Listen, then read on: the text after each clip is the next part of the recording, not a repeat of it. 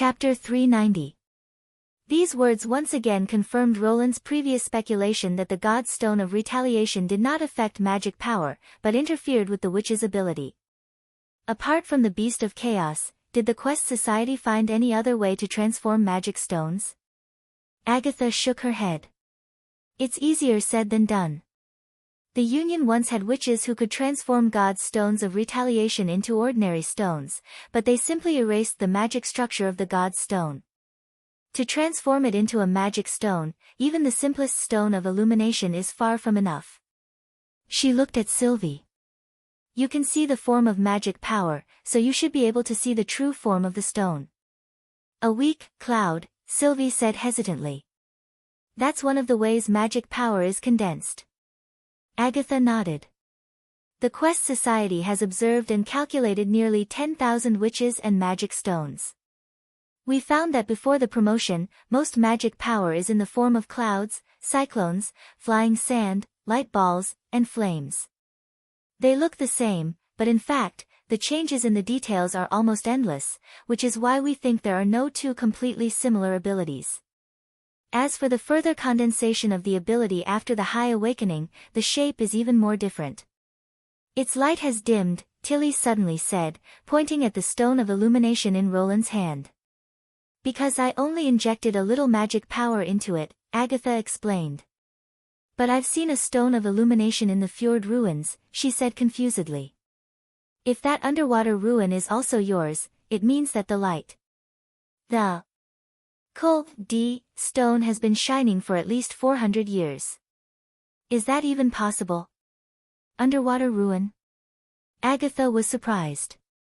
Did members of the Union go to the swirling sea? Then she shook her head and put this question aside. It's indeed possible to make the stone of illumination shine, but it requires the help of more than 10 witches. More than 10. Anna thought. Is it magic power transfer? That's right, some witches can replenish the magic power of others, or directly exchange the magic power of two people. In this way, the person who injected the magic power into the magic stone will have a power far beyond their own, which will allow the magic stone to continue working. Agatha restored the stone of light to its original brightness. However, this method does not work on every kind of magic stone. Generally speaking, only the simplest magic stone, such as the Stone of Light and the Stone of Echo, can be used in this way. Unfortunately, these are of no help in the battle. But it's very useful for the castle. Roland looked at the box of glowing stones and said excitedly. Before the age of electricity, this thing was simply the best lighting tool. He had long been tired of the flickering light of candles. It was fine in the winter, but working in the office in the summer was a torture. Moreover, the dim yellow light was quite harmful to one's vision. Now, with these magic stones, even at night, the castle could be brightly lit. Really? Agatha said disapprovingly, I think it can play a greater role in the laboratory. After all, if you want to continue to produce liquid oxygen at night, an open flame is too unsafe. 8 hours of work during the day is not enough, so you want to take the initiative to work overtime? Roland tilted his head. Ahem, let's first look at the magic stones in the other boxes. After a round of inspection, in addition to a variety of glowing stones of different shapes and brightness, there was also a box and a half of miscellaneous stones. According to the Ice Witch, although these were priceless treasures to outsiders, they were of the lowest grade among the magic stones. For example, the Warning Stone used to send out signals and the Pathfinding Stone used to locate. Obviously, I couldn't carry the experimental products in the stone tower of the Holy City alone. Moreover, I had basically left the Quest Society at that time, so I was responsible for transporting some unimportant things. What about these books? Roland pointed at the black books in the other boxes. Are they all experimental records? There's also a part of the general principles of the laws. Agatha's cheeks blushed, which was rare. I want to leave a copy for the new witches who open up the wasteland as a guide for promotion. What's there to be embarrassed about? Roland looked at her strangely and continued to rummage through the rest of the boxes. This wooden box is a little strange. Sylvie's words made his hands tremble and he quickly withdrew them. Is there a mechanism? No, there's a mezzanine inside. She scrutinized it. It's at the bottom. I didn't notice it before and thought it was just an ordinary partition. After Roland cleared out all the books in the box, the thick bottom was revealed. Anna easily cut open the sealed wooden board and took out a square iron box. What's this? He curiously lifted the iron box lid and saw a thick piece of metal inside. There were 4 brightly colored crystals inlaid on it. Just by looking at the shape, he knew they were different. Perhaps the Quest Society has left you a good inheritance. Agatha gasped. This is impossible. Her exaggerated reaction surprised the 4 witches. Roland quickly put the piece of metal back into the box. What's wrong? This is the sigil of God's will. The Ice Witch said in disbelief. How could Kagger get this thing? She looked at the wooden box several times. Did he steal it from the other witches of the Quest Society? It could also be that someone entrusted it to him when the convoy was attacked. Roland casually made up a story. It's been 400 years, it doesn't matter who the box belongs to. What is the sigil of God's will? Some magic stones can have additional effects when connected together, such as changing the nature of magic or increasing the effect. This is the main research content of the Quest Society. Agatha carefully held the silver-white metal in her hands. These connected magic stones are called sigil, and the sigil of God's will is the most powerful one. Its magic stones all come from senior demons, and there are only 3 or 4 of them in the entire tequila. Roland could not help but whistle. How powerful is it? It can raise your castle to the ground. The prince was stunned. But don't worry, it requires a lot of magic power. The more magic stones the sigil contains, the harder it is to activate. Agatha closed her eyes. 2 of the magic stones on the metal piece slowly lit up, but the 3rd one was still dim. After a while, she seemed to have exhausted a lot of energy. She panted and let go of her hands. At that time, only the top 2 chiefs of the Union could use the sigil of God's will. You mean transcendence? Agatha nodded. Roland thought for a while. Let Anna try. It's useless. She shook her head. The use of magic power by transcendence is completely different from that of ordinary witches. They are training all the time. Once they advance, their body's ability to contain magic power will definitely surpass what? Everyone clearly saw that in the blink of an eye, the 4 magic stones on the sigil that Anna took over lit up one by one. Then, the edge of the metal piece began to flow with a golden light, like a jumping lightning. The golden light became brighter and brighter, and the whole sigil looked like a newborn sun. Let go of it! Agatha exclaimed. The light disappeared in an instant, as if it had never appeared. Anna exhaled and gently put the sigil back into the metal box. It does consume a lot of magic power. I can probably only use it twice. The basement was silent for a moment. Chapter 391. Schilt. Sir, dinner is ready. Irene pushed open the door and bowed stiffly. Her voice was obviously a little reserved. This was the first time Philin had seen his wife like this. She had never been so nervous, even in front of the prince. Father? He looked at the knight who had been silent since he came back and asked in a probing tone. Well. Sir blinked, as if awakened from deep thought. Let's eat first. The dishes placed on the small table were particularly sumptuous. At first glance, it was obvious that his wife had specially made a trip to the convenience market. He smiled encouragingly at Irene and began to divide the bread as usual. He divided some large pieces of food into 4 equal portions. In addition to the 3 of them, there was also Irene's friend, May. When he came back, May was discussing the content of the play with Irene. After he introduced his father to them, most people would choose to leave at this time, but May did not. She just raised her eyebrows, bowed briefly, and stayed with Irene. She even took the initiative to stay for dinner, which was rare. This made him a little confused. In the past, when he wanted to thank her, he specially invited her to dinner, but she never agreed.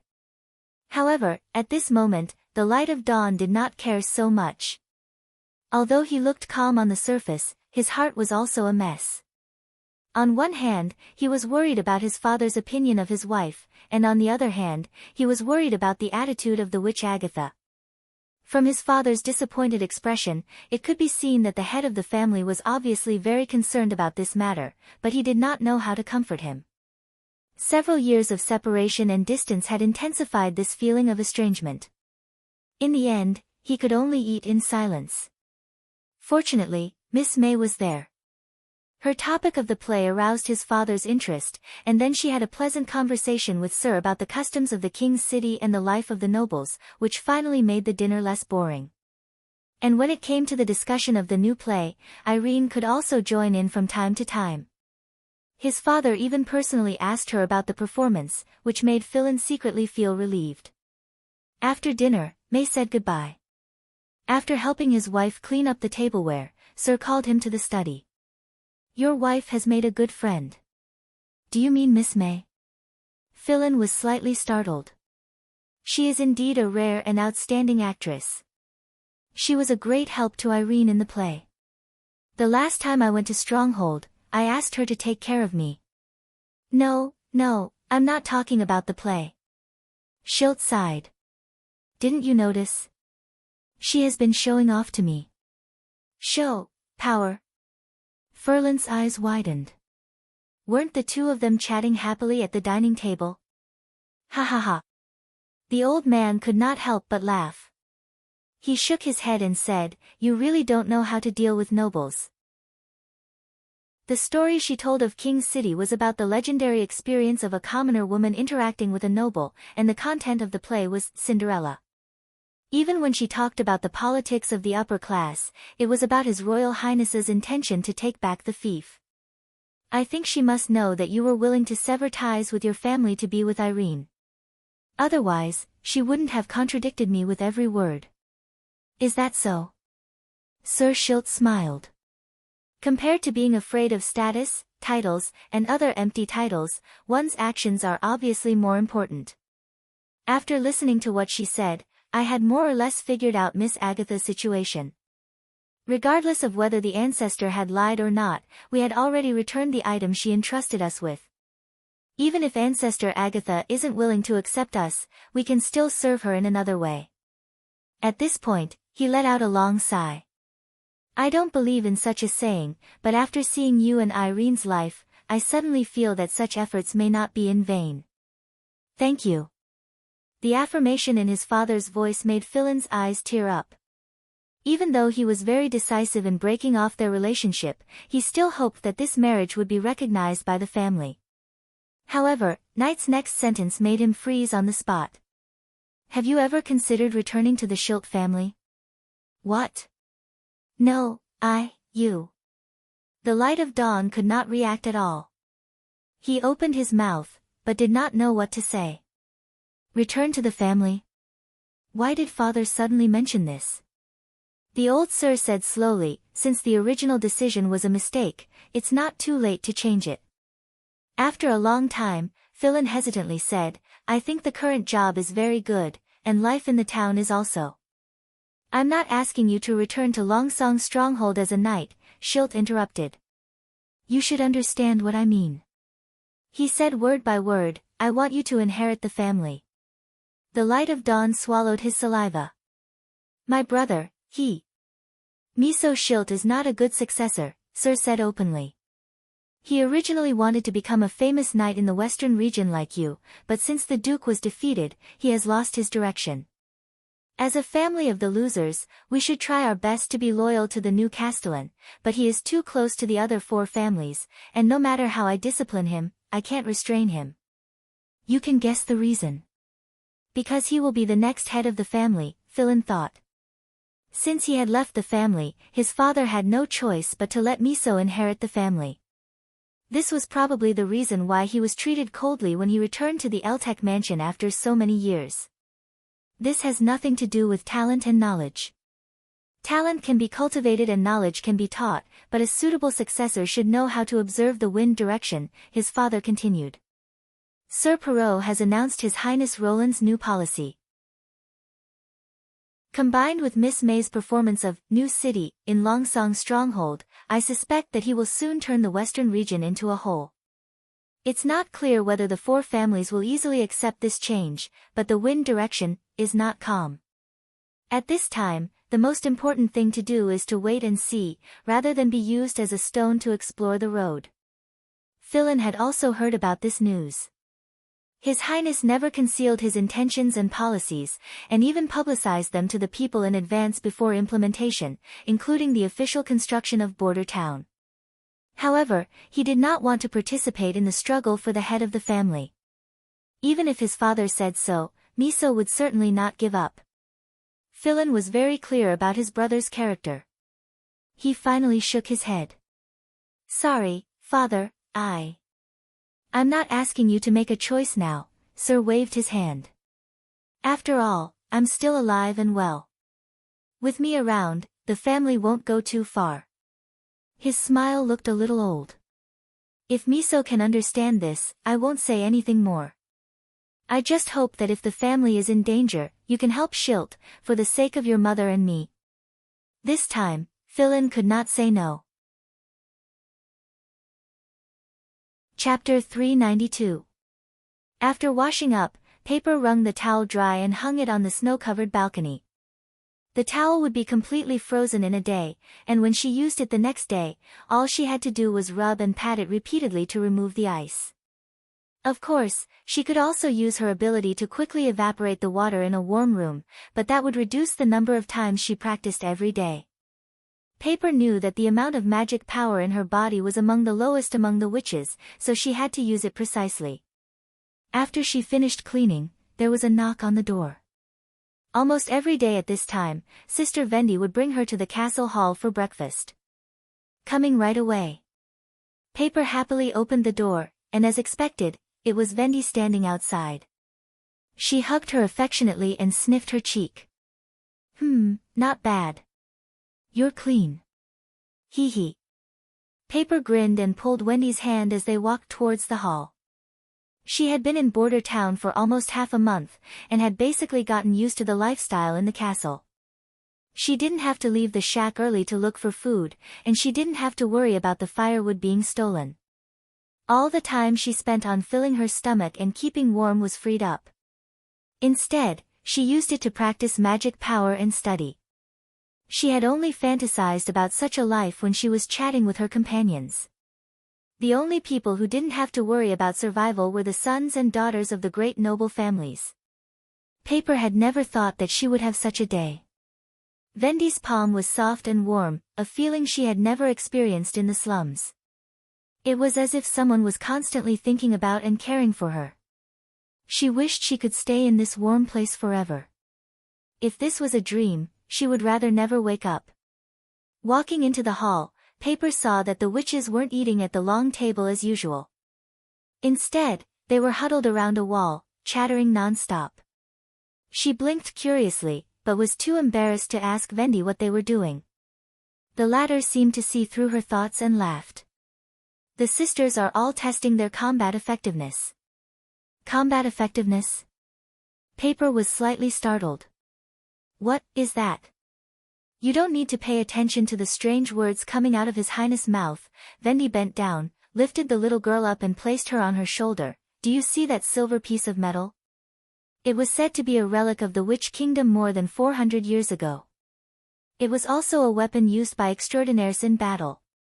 Only those with strong magic power could activate its power. That's why His Highness placed it in the hall so that everyone can test their magic power level, or in other words, to satisfy the curiosity of our sisters. Being able to light up 4 magic stones in one go is equivalent to having the power of a divine will. Paper was extremely confused. The Witch Kingdom. Superhuman.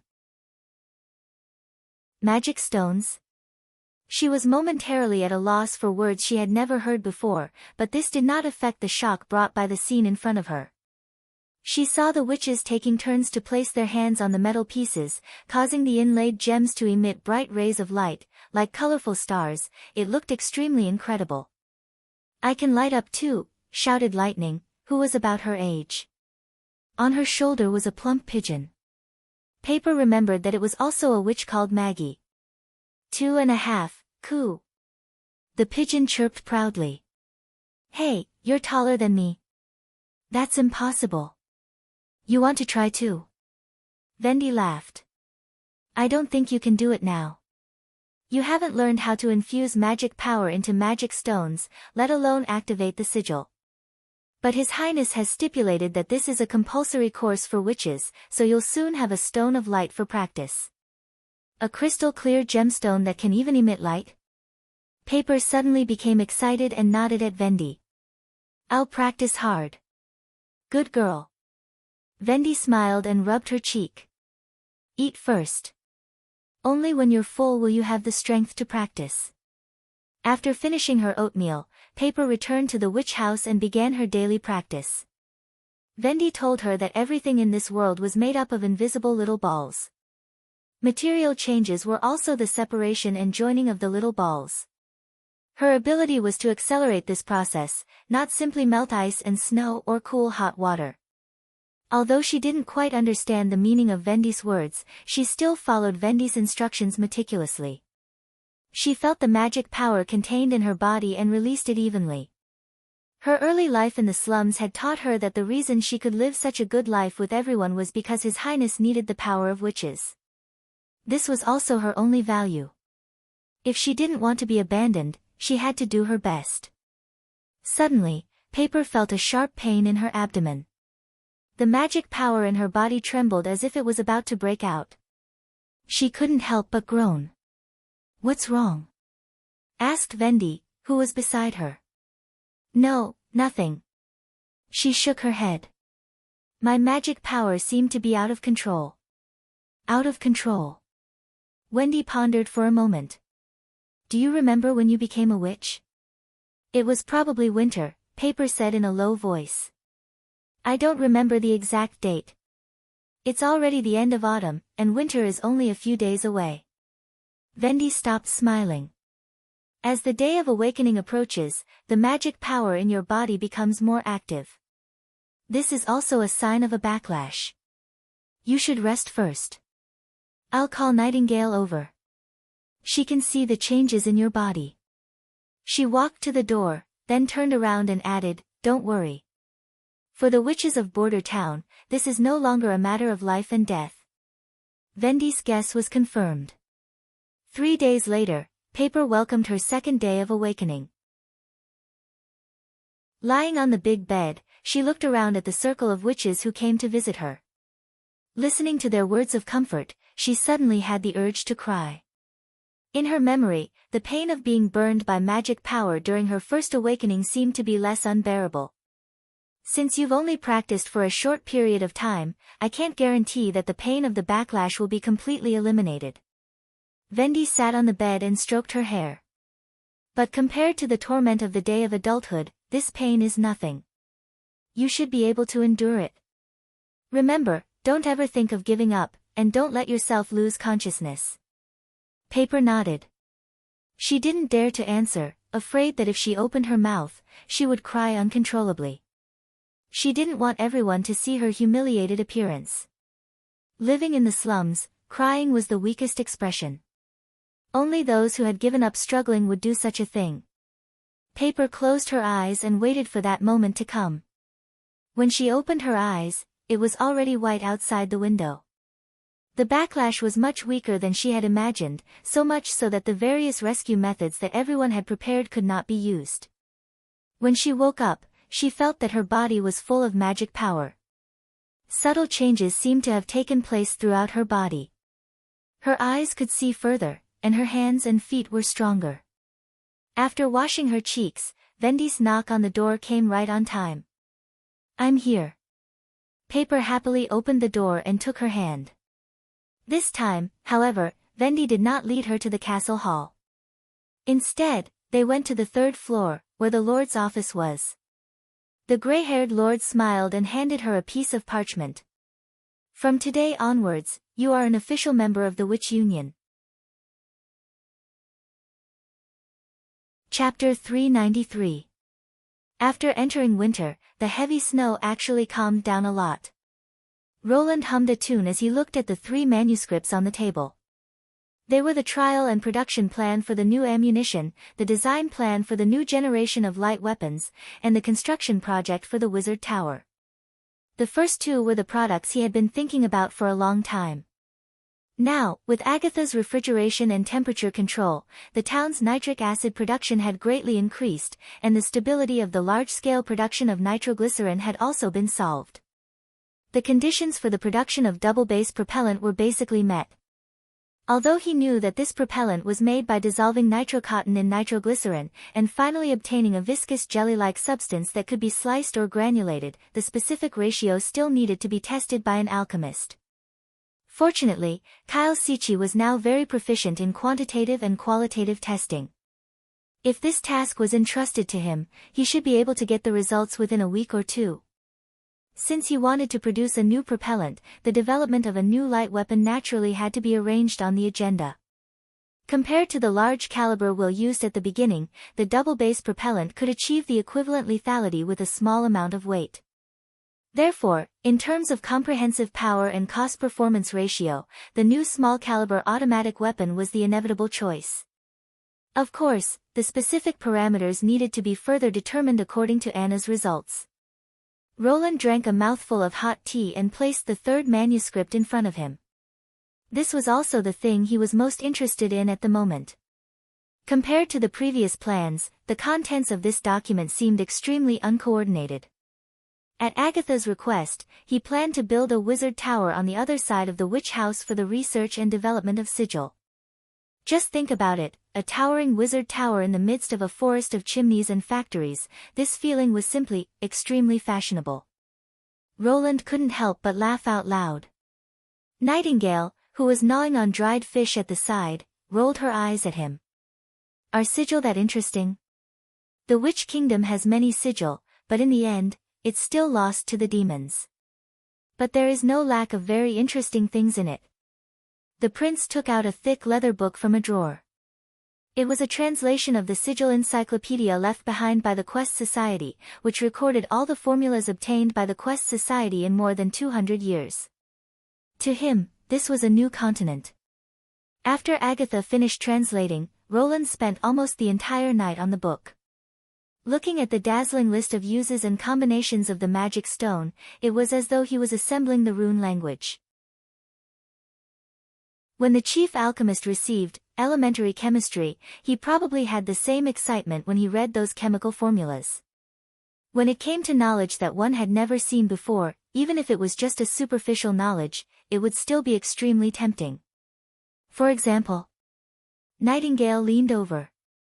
Like this. Roland pointed to a line on the page. The ancient witches called it the sigil of listening. It can be used for long-distance communication, similar to the sigil of tracking. Once it's made, it can work even when separated. He moved his finger down a little. The materials are also very simple. All you need is an echo stone and a marking stone. According to the description in the book, this kind of sigil could be used for dozens of miles. Although it couldn't compare to the mobile phones that were supported by signal towers and satellites, it was enough to be used as a short-distance walkie-talkie. Is that so? Nightingale peeked at it and reached out to move his finger to the page on the right. But it says here that the echo stone comes from the fearsome demon, and the marking stone is commonly found in Devil's Town. How are you going to get these 2 kinds of magic stones? No, we already have the materials, Roland said excitedly. The red crystal lightning found in the ruins of the stone tower is an echo stone. As for the marking stone, it's also a component of the sigil of tracking. Tilly brought several sets of these sigil with her. You just need to split one of them. Even if Agatha can make it, you can only get 1 sigil of listening at most. Just let her try it out. Anyway, when I fight with the demons in the future, I will definitely get more and more magic stones. In the past, he did not have the conditions to study the application of magic power. Now that he had the technical support of Agatha, he certainly would not let go of this almost free resource. All right. Nightingale shrugged. What about the sigil of God's will? What magic stones does it need? This. I remember it's on the last page. Roland flipped to the last page of the book. By the way, what's the result of your combat test? Nightingale was stunned. After a while, she spat out 2 words, it's a secret. Was she shocked by Anna? Found it. It's here. He pouted. The 4 magic stones needed are all written as unknown. Probably because the Quest Society considered confidentiality, they did not record it in written form. But according to Agatha, most of these magic stones came from senior demons. Even if they were written down, I'm afraid not many people would be able to get them. And then you hung such a precious thing in the hall. Nightingale snorted. If those transcendents knew about it, they would probably be so angry that they would come back to life. Because it was not a precious thing at all. It was probably equivalent to 12 kilograms. Roland smiled and did not answer. This time, he waited until Agatha was done with the acid production for the day before he called her to his office. This is the mage tower I designed for you. Take a look. Roland put up a sketch. The basement is the warehouse. There are 3 floors above it. They are the apprentice lab, the tower master lab, and the office. Wait, why is it called a mage tower? Agatha frowned. I just want a chemistry lab like Mr. Kyle's. It's just a little more spacious and transparent. Also, it's very troublesome to build a stone tower like this. Tequila had to build towers because of the small area of the city. You have a lot of empty space here. That's not fashionable. Roland shouted in his heart. Anyway, the construction problem is not difficult to solve. Do you have any other requirements besides the above functions? No. She spread out her hands. If you insist. Very well. Roland put down the sketch and then told her what he thought in the morning. Can you complete the sigil alone? No. Agatha shook her head. Although the sigil is connected to the magic stone, the magic conduction material is very complicated. Most importantly, it needs the demon's blood. The prince could not help but be stunned. What? You heard it right. It must be fresh demon's blood. She said in a low voice. When the Quest Society was exploring the nature of magic, they did tens of thousands of experiments. In the end, it was proved that the nature of the flesh and blood of witches, demons, and demonic beasts is very different, and can play completely different roles. Witches, flesh and blood. Roland was shocked. He suddenly realized the meaning behind these words. He could not help but ask, what role can they play? God's punishment army. Agatha said expressionlessly. Chapter 394. Roland widened his eyes and said, with dead ones. No, she interrupted. Like the demon's blood, it has to be fresh. He heard Nightingale gasp behind him. This is the top secret of the Quest Society.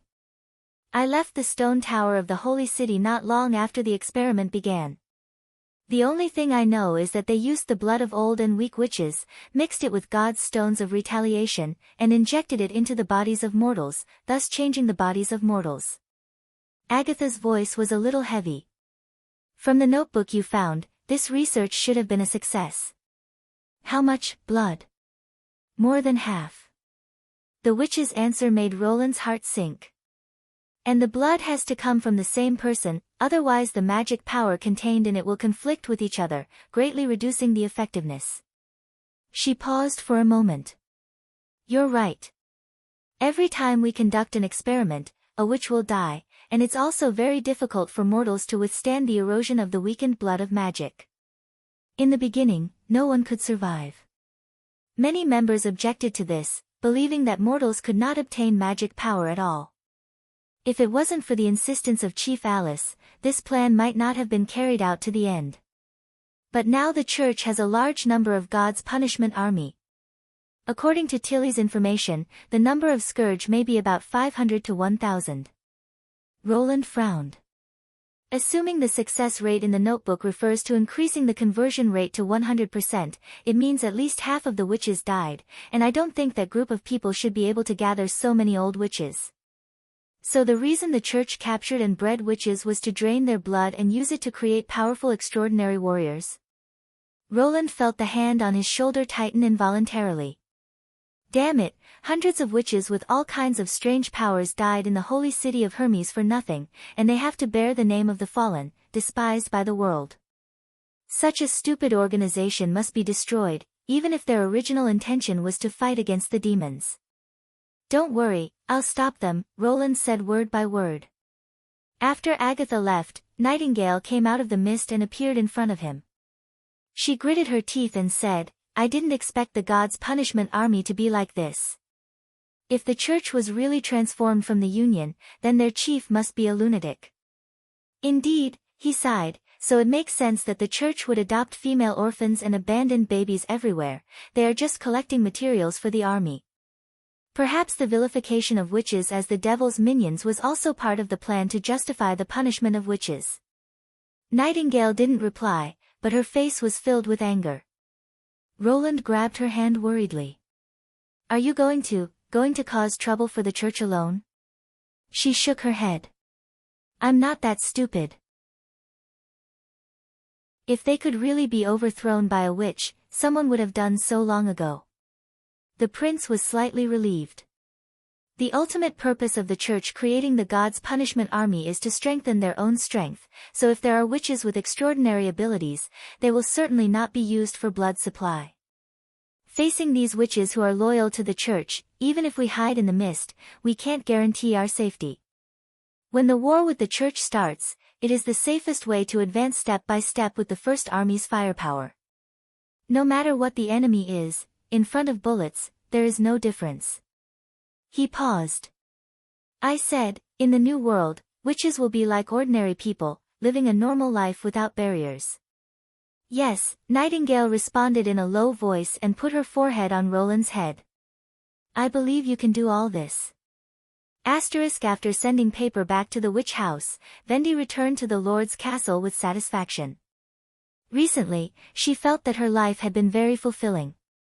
Although her previous life had been quite comfortable, she always felt that something was missing. Now that there was a particularly well-behaved little girl by her side who was full of admiration for her, nothing could make her feel happier. Now that winter had arrived, the time of year when witches were most likely to awaken, there might be more newcomers joining the big family of the Witch Union in the next few months, and the children that needed her to take care of would also increase.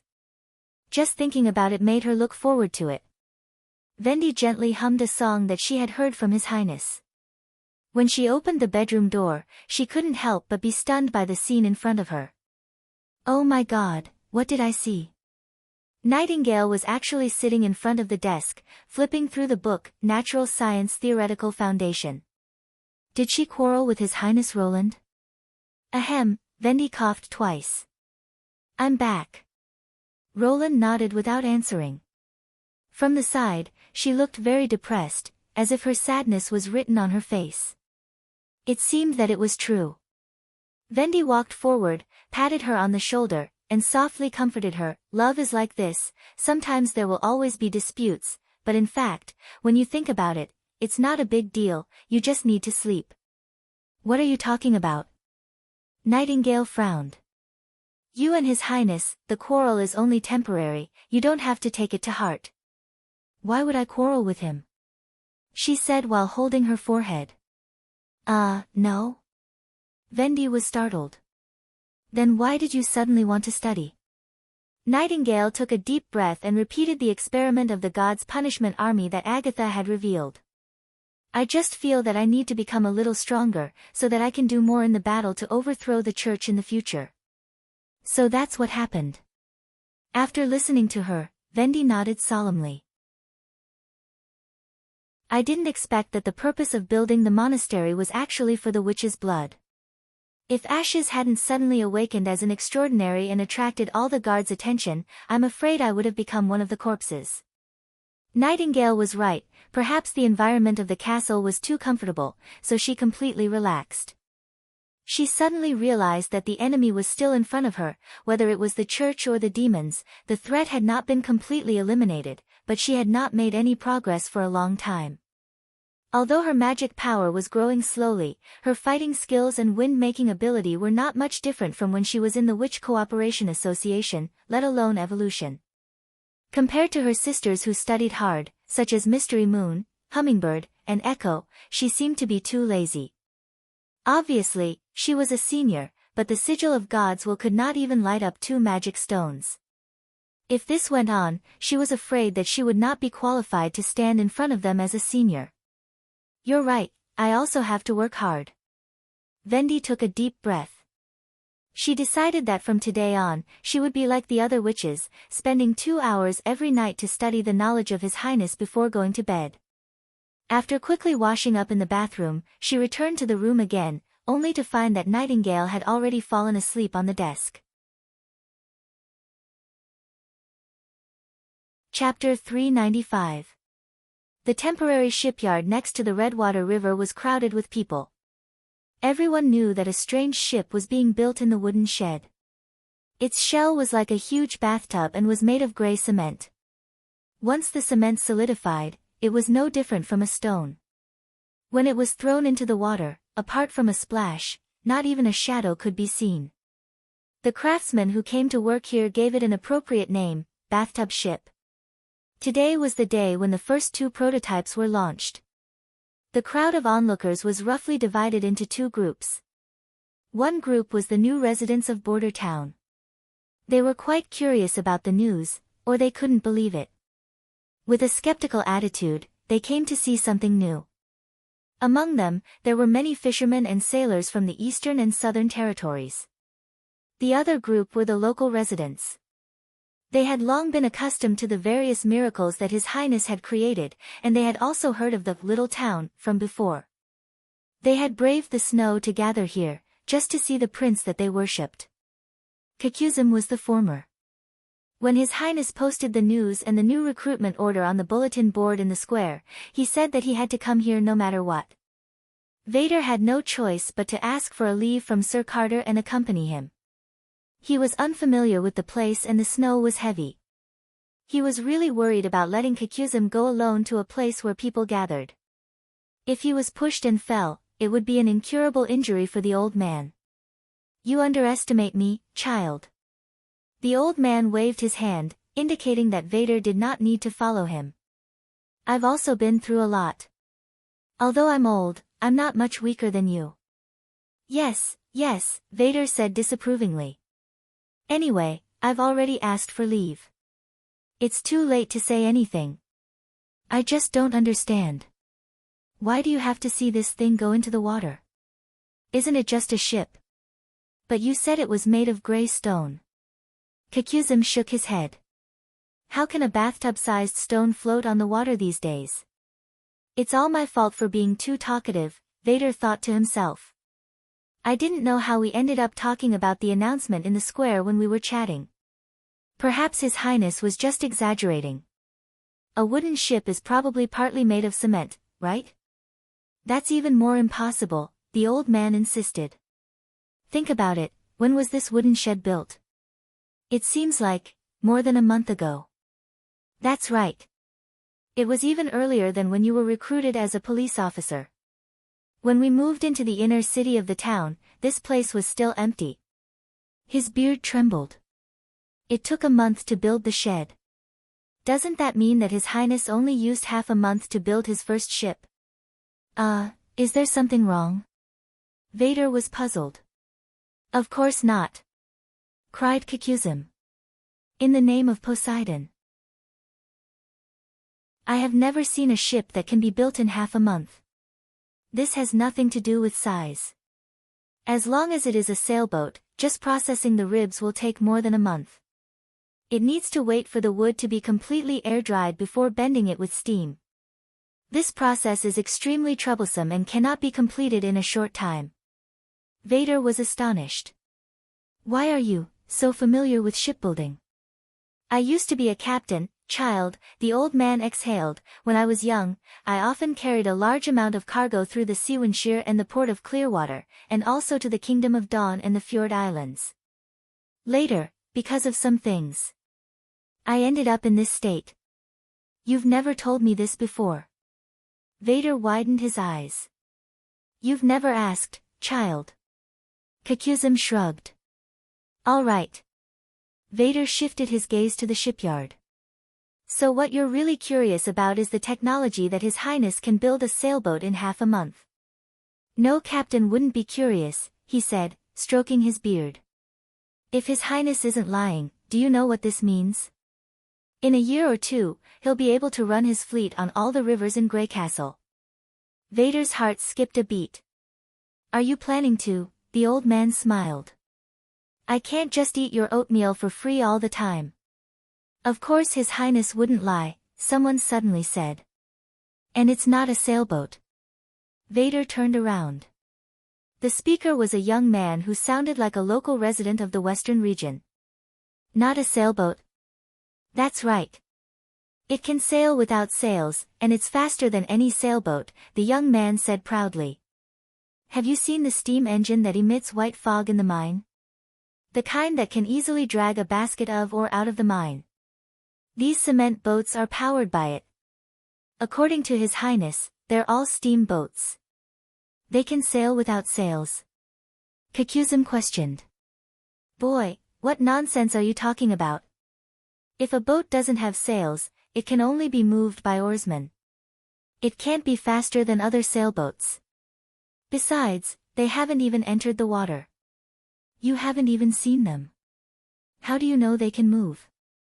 Of course I've seen them, the young man said with a grin. You're new here, so it's normal that you don't know. In the summer, I modified a steamboat for the caravan across the channel. But that boat was still made of wood, so it's not as durable as these stone boats.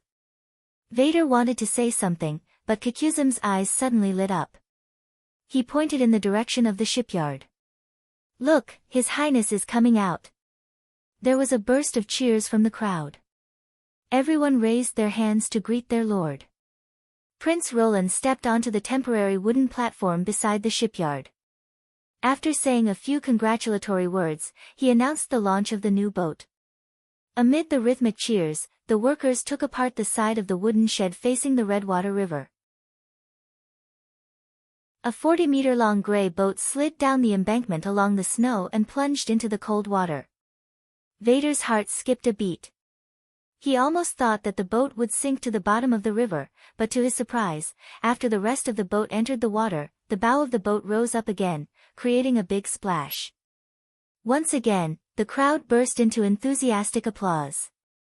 My God, it really floated up. Kakuzim was stunned for a moment. But is it really made of stone? Vader had the same question. The surface of the bathtub boat looked too smooth, like a finely polished granite slab. But there was no trace of it being pieced together. The whole boat was a seamless whole. The cabin without a deck was very shallow, so it was impossible to sleep in. The bottom was very flat, so there was no way to fix the mast. Just like everyone said, it was completely a bathtub. But no matter what, His Highness had indeed built the boat in half a month. He looked at Kakuzim and found that his eyes were shining with excitement. I want to apply for the position of captain, the old man said. Chapter 396. Amidst the cheers of his subjects, Roland watched with satisfaction as the second concrete boat slid into the water. These two concrete boats looked simple, but in fact, they were much better than the original little town. For the first time, a dense steel frame was added to its interior, and the quality of the cement had improved significantly. Its overall strength was several times higher than that of the little town. In order to speed up the construction, Roland had reserved slots and interfaces for the steam engine, transmission mechanism, and paddle wheels when designing the hull. When the time came, he only needed to weld the corresponding fixing bolts on these metal parts to achieve rapid assembly, and the installation would be like gluing a model together. At the same time, the template had been changed from temporary masonry to an iron mold, which not only guaranteed the density of the poured concrete, but also improved its waterproof performance. It could also ensure that every boat was basically the same, so there would be no deviation when installing the power system. In order to obtain a complete template, he had scrapped at least 7 or 8 experimental boats. Fortunately, cement was no longer a scarce product. From grinding the stones to mixing them into the kiln, the steam engine had replaced all manual work. It could be said that this was one of the few industrial projects in Border Town that did not rely on the power of witches to produce it on a large scale. With sufficient materials, reliable templates, and skilled workers, the only thing limiting the production of the hull was the hardening speed of the cement. However, with paper's accelerated response, the cement boat, which originally needed to be placed for 1 or 2 months, could be launched in 1 day. In other words, as long as Roland wanted to, this shipyard could launch a white-board boat every 2 or 3 days. If the speed of the steam engine manufacturing and crew training could keep up, he could have a huge transport fleet in a short period of time, so that the entire Redwater River would be filled with his own cement boats. Even the legendary dumplings could not be compared to this. This was the charm of industry. Now that the hull was completed, the next step was to install the power components. The machinery and equipment were basically the same as the modified boats of the Crescent Moon Bay Chamber of Commerce. The craftsman already had practical experience, so he was not worried. "I don't understand. Why do you want to tell this kind of thing to the people?" Nightingale asked. "To promote the strength of the country." Roland smiled slightly. "Ah. I mean, to witness the earth-shaking changes in Border Town." He touched his chin and said, "Before you saw Littletown, I'm afraid you didn't expect a stone ship to float on the water. The same is true for the people." After achieving the impossible, their sense of identity with the town will become stronger and stronger. This kind of improvement in mentality is all-encompassing, and it may even evolve into the belief that there is nothing they cannot do. "I don't really understand." Nightingale's voice was a little doubtful. "Just think of it as a means of publicity," Roland said with a smile. In this era, the nobles and the people only celebrated during celebrations or major events. However, these 2 events were basically related to the nobles. If it was not for the free porridge, the participation of the people would not be high. The concrete boat was the result of the collective cooperation of hundreds of workers, who themselves were part of the festival. In addition, as a member of the territory, after seeing the miracles that the territory produced continuously, their confidence and sense of identity would also gradually increase. This was the so-called mentality of a great country in later generations. The prosperity of a territory would inevitably cause positive changes in the mentality of its citizens. A week later, Roland received more than 20 townspeople who had applied for the position of captain in the castle hall. At first, when Berev reported the number of people, Roland was greatly surprised. He did not expect that there were so many high-end talents among the refugees. It was not until he read the detailed report that he was dumbfounded. There were many fishermen who operated rafts and small fishing boats, and even boatmen who made a living by ferrying. In a sense, they could indeed be considered to have the experience of being a captain. Among all the applicants, there were only 3 who had the experience of operating a single-masted boat on the river. One of them even claimed that he had been a merchant fleet commander and had lived on the sea for a long time. After thinking for a while, Roland finally decided to recruit all the people. Because steamboats and sailboats belonged to completely different systems, they were completely different to operate. Even experienced old captains might not be able to quickly master the steam paddle boat. Besides, he knew nothing about sailing. Instead of blindly commanding them, it was better to let them understand and learn by themselves.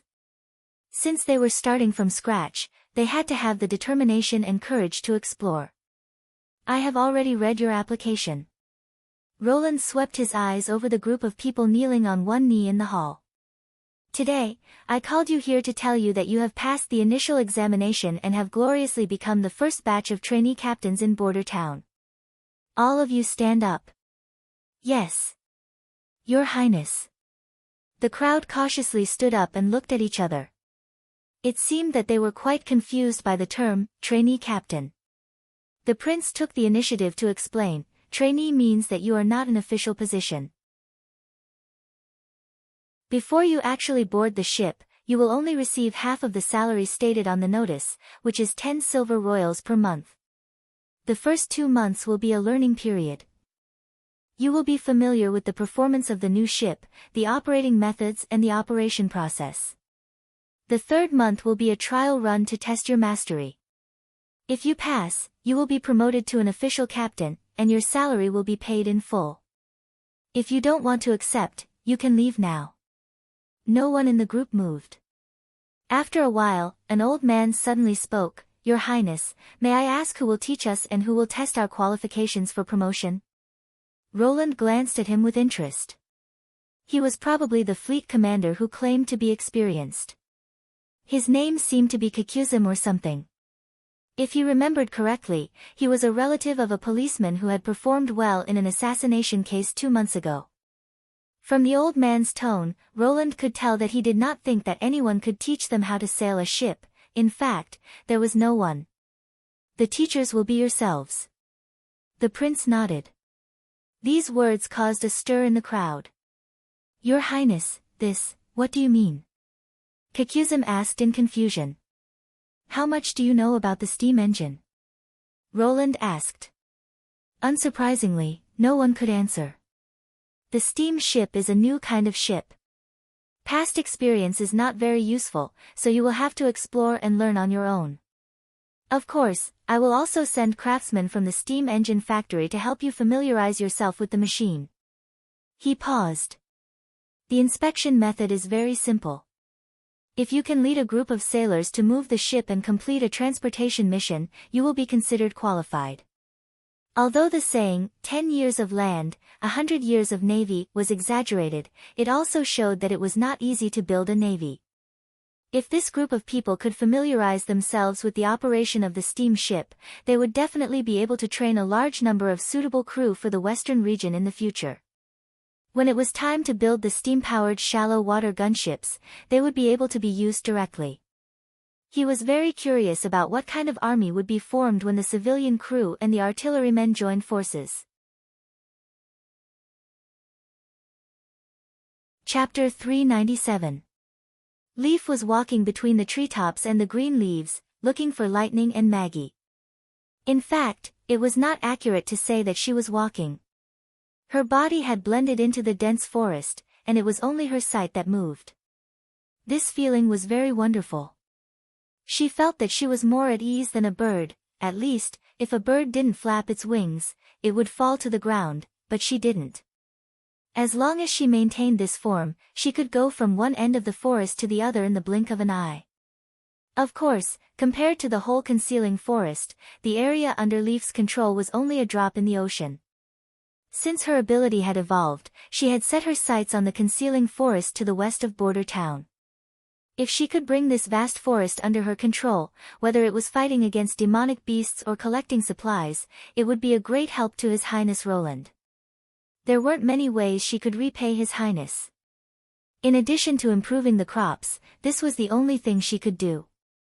Compared to the castle's back garden, this was a real forest, and its complexity was far greater than the ecosystem composed of olive trees and grapevines.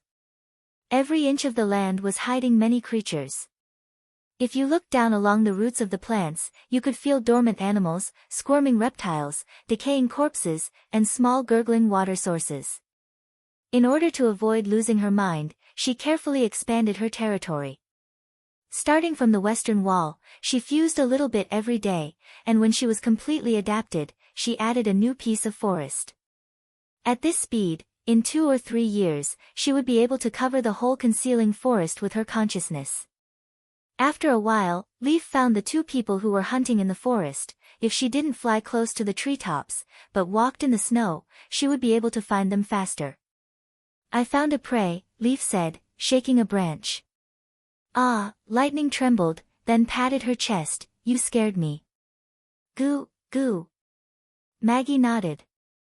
Sorry, Leaf made her figure emerge from the trunk, like a new branch. Is this better?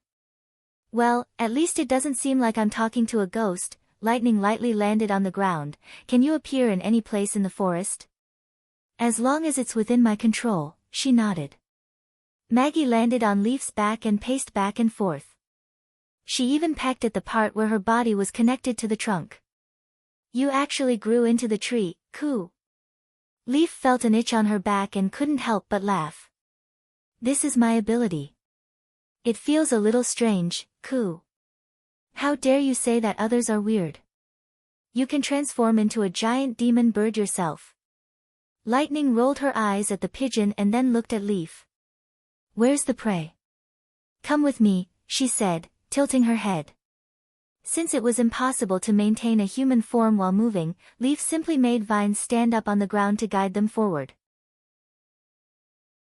What kind of prey? Lightning asked. A wild boar, from the heart of the forest, she answered. Are you sure you want to do it yourself? I can tie it up with a vine and throw it at the foot of the wall. Of course, explorers pursue more than just the results, the little girl said with her head held high. Sometimes the process is more memorable than the results. As long as there's meat to eat, coo. Leaf couldn't help but raise the corner of her mouth. Before she integrated with the misty forest, the two of them were already frequent visitors here. They practiced their magic by hunting in the forest, and Maggie would carry all the prey they got back to the castle. Now half of the meat on the table was provided by them. Look, there it is, Leaf said. She saw a huge wild boar squatting by the stream, licking the cold water. Its fangs were thick and sharp, and its bristling mane was almost as long as a finger. It looked very difficult to deal with. If a hunter encountered such a beast, he would generally retreat, but for a witch, it was just a good meal. I'm going, Lightning said, pulling out her dagger. Don't you need a gun? Leaf asked in surprise. That would be too unchallenging. She touched her nose confidently and rushed straight to the target. Come on, coo. The little girl's figure was like a golden light, and in the blink of an eye, she pounced on the head of the wild boar from behind, and then rose up. The boar suddenly shook its head and burst into a high-pitched scream. Missed? No. Leaf noticed that one of the wild boar's eyes had become a bloody hole. It seemed that Lightning intended to use her flexibility to eliminate the enemy's counterattack, and then use a war of attrition to slowly drain the prey's vitality. In front of Lightning's air superiority, the wild boar was as clumsy as a stone. It didn't take long for it to lose the ability to resist and collapsed in the snow. She whistled. How was it? Well done. Leaf controlled the vines to entangle the wild boar's hind legs and hung it up. Let's drain its blood first. His Highness said that meat without blood stains is more delicious. Gulp, Maggie swallowed. Tonight we can have a full meal, coo. Wait. Leaf suddenly felt that another creature had broken into the forest. She looked at the edge of the controlled area and saw two gray wolves approaching. Something was wrong. She frowned. This kind of beast usually lived in the depths of the forest. Even in winter, it was rare for them to run so close to border town. She was hesitating whether to tell Lightning the news, when suddenly a familiar figure appeared in front of her. Leaf felt the hair on her body stand up, and the tragic battle in the barbarian land instantly came back to her mind. Demons. She saw two burly demons slowly moving in the direction of the city wall. They didn't wear magic stones on their arms, nor did they carry spears on their backs, as if they didn't carry any weapons. But Leaf noticed that they both wore a black iron glove. It was the weapon that killed Red Pepper and the others. Why did the demons come here? With great fear and uneasiness, she returned her consciousness to Lightning's side. Get out of here, the demons are coming. What? The two were slightly startled.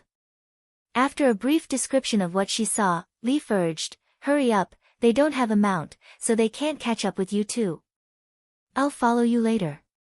To her surprise, Lightning hesitated for a moment, then shook her head and said, I want to stay and fight with them. Fight?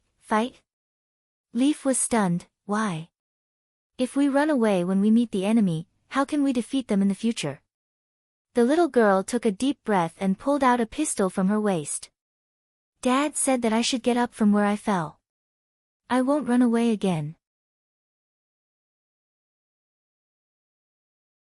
Chapter 398. It was never taboo for an explorer to take risks, but it was never reckless. Demons were not terrible. They could be killed, and they had a huge weakness: they had to rely on the red mist to survive. Leaf had killed a trapped demon with a crossbow, and Nightingale had killed an enemy in a very unfavorable situation. Lightning secretly encouraged herself that she could do it too. We should report to His Highness first, Leaf said hurriedly. Whether it's Nightingale or Ashes, they're much more skilled at dealing with demons than we are. By the time they get here, the demons may have already left. Lightning checked the cartridge of the pistol to make sure that every hole was filled with bullets. It's more risky to let such dangerous enemies wander around the border. I can stay and keep an eye on them. What if they go out of your control? The little girl insisted. If you stop them, you'll expose your own existence. It's better for the three of us to do it together. Leaf fell silent and seemed to be persuaded. Coo. Maggie stood on Lightning's head and flapped her wings. I know. She scratched the pigeon's neck. We'll each take one later. What did she say? Leaf asked. Lightning curled her lips. She said she wanted to crush their heads with her claws and then beat them into meat patties with her wings. Finally, she wanted to roast them over the bonfire and see if they were edible. She only said, coo, twice. Maggie questioned. That's the gist of it. The little girl nodded seriously. A good explorer should not only be courageous, but also be able to lead the whole team. When they were nervous, they should relax a little, and when they were relaxed, they should not lose their vigilance. Dad, I'll try my best to do what you said. Lightning flicked her wrist and closed the cartridge, trying not to show her nervousness. She pretended to be calm and said, How far are they from here? About 300 meters, on our right, Leaf replied. If not for the forest, she would have been able to see the enemy from this distance. She thought that she undoubtedly had the advantage of striking first, and the range of a pistol was not something that a magic stone could compare to. You can trap demons with vines, right? Just like in the wildlands. I think it should be fine for the time being. Then we'll attack from the top, Lightning decided. This direction is the most difficult to be discovered by the enemy, and their attention will be temporarily on the vines, so we can end the battle in an instant. I understand. The Leaf's movement was a bit hesitant, probably because the experience of the Witch Cooperation Association had left too much of a shadow in Leaf's memory. But at this moment, Lightning couldn't care less about this. If she delayed any longer, the courage that she had worked so hard to summon would vanish. After all, it was she and Maggie who had to face the demon. Leaf, on the other hand, was completely hidden in the forest. No matter how the demons attacked the vines, they could not hurt her at all. Then let's go. Lightning soared into the sky. Goo! The pigeon followed closely behind. The forest instantly became a green and white block under their feet. The little girl pulled down the goggles that His Highness had given her, and felt a bit more courage in her heart. There they are.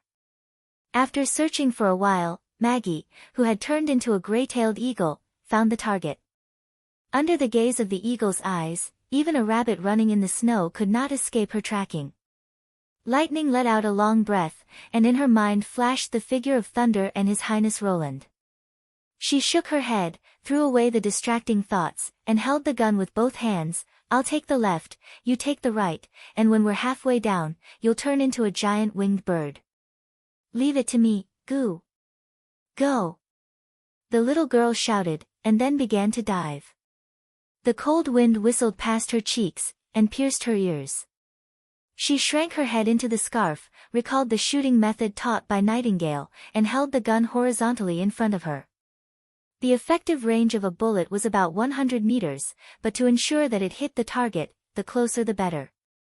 If Leaf's information was correct, the iron gloves worn by the enemy must be inlaid with a lightning magic stone, and the firing range was similar to that of a witch, between 5 meters. Therefore, shooting from 7 or 8 meters away was the best choice. The enemy's figure became more and more clear, and she could already see the horrible head and scarlet mask on the enemy's body. Suddenly, a devil stopped, raised its head, and roared at the two of them. "Have I been discovered?" Lightning's heart sank. Why does it seem like the enemy is able to perceive my existence? At the same time, countless vines suddenly rose from the side of the devil, they wrapped around the enemy's legs, and continued to climb up, tightly surrounding the enemy. A white light flashed on Maggie's body, and in an instant, she turned into a huge monster, and at the same time, she dived down and let out a high-pitched roar. "Forget it," Lightning gritted her teeth and sped up again. When she was only 50 meters away from the enemy, she suddenly made a turn, and like a meteor, she fell straight behind the enemy. If she shot vertically, she could only hit the enemy's head, but shooting horizontally could greatly increase the target's area. This was also what Nightingale repeatedly emphasized, that in a situation where you were not sure, you should fire at the widest part of the enemy's body. The devil struggled to raise its right hand, which was entangled by the vines, and dazzling lightning burst out from the iron gloves. Lightning pulled the trigger almost at the same time, and a loud roar suddenly resounded over the forest. As she expected, the attack range of the magic stone was extremely limited. The blue-white arc of light disappeared in a flash, and with the sound of the gunshot, a dark red mist of blood burst out from the back of the devil. The bullet not only penetrated its body, but also rotated and smashed the gas tank on its back. Maggie, on the other hand, was in a much worse situation. Another demon's lightning directly hit the giant bird's body, causing sparks to appear. Maggie's roar turned into a scream, and her wings curled up. She then heavily smashed into the demon's body, raising a large amount of snowflakes. At the moment of impact, Lightning felt the ground tremble. Probably because the collision was too violent, the gas tank on the devil's body was crushed, and the red mist overflowed from the giant bird's body, which made the little girl's heart suddenly jumped. Leaf reacted immediately. Dozens of vines combined into one, and lifted Maggie away from the devil. The giant bird rolled twice in the snow, and then lay motionless on the ground. Lightning anxiously flew in front of her, holding her huge head and shaking it. "Maggie, wake up. Are you all right?" "Coo," a little numb. Maggie opened her eyes, as if she could no longer maintain her magic form, and changed back to her original appearance. "What happened?" Lightning checked her body up and down, and after confirming that she was all right, she was relieved. "It's good that you're all right." It seemed that in the form of a flying beast, Maggie would not be hurt by the blood mist. Moreover, after her body became larger, her resistance to damage had also increased. The electric arc had only knocked her out temporarily, and the demon had acted as a cushion when she fell to the ground. It seemed that the attack was frightening, but in fact, she was barely hurt. It could only be said that it was a blessing in misfortune. They looked dead. Leaf poked half of her body out of the trunk to check the two dead devils. "What should we do next?" "Take the bodies back," said Lightning. "His Highness should know what to do with them." Chapter 399. When Roland heard the news, he was startled. He didn't have time to ask in detail. He hurriedly followed Leaf to the castle's back garden, only to see Lightning unloading the two demon corpses from Maggie's back to the ground. "Your Highness, we won." Seeing the prince, the little girl jumped down and threw herself into his arms. "We defeated the demons."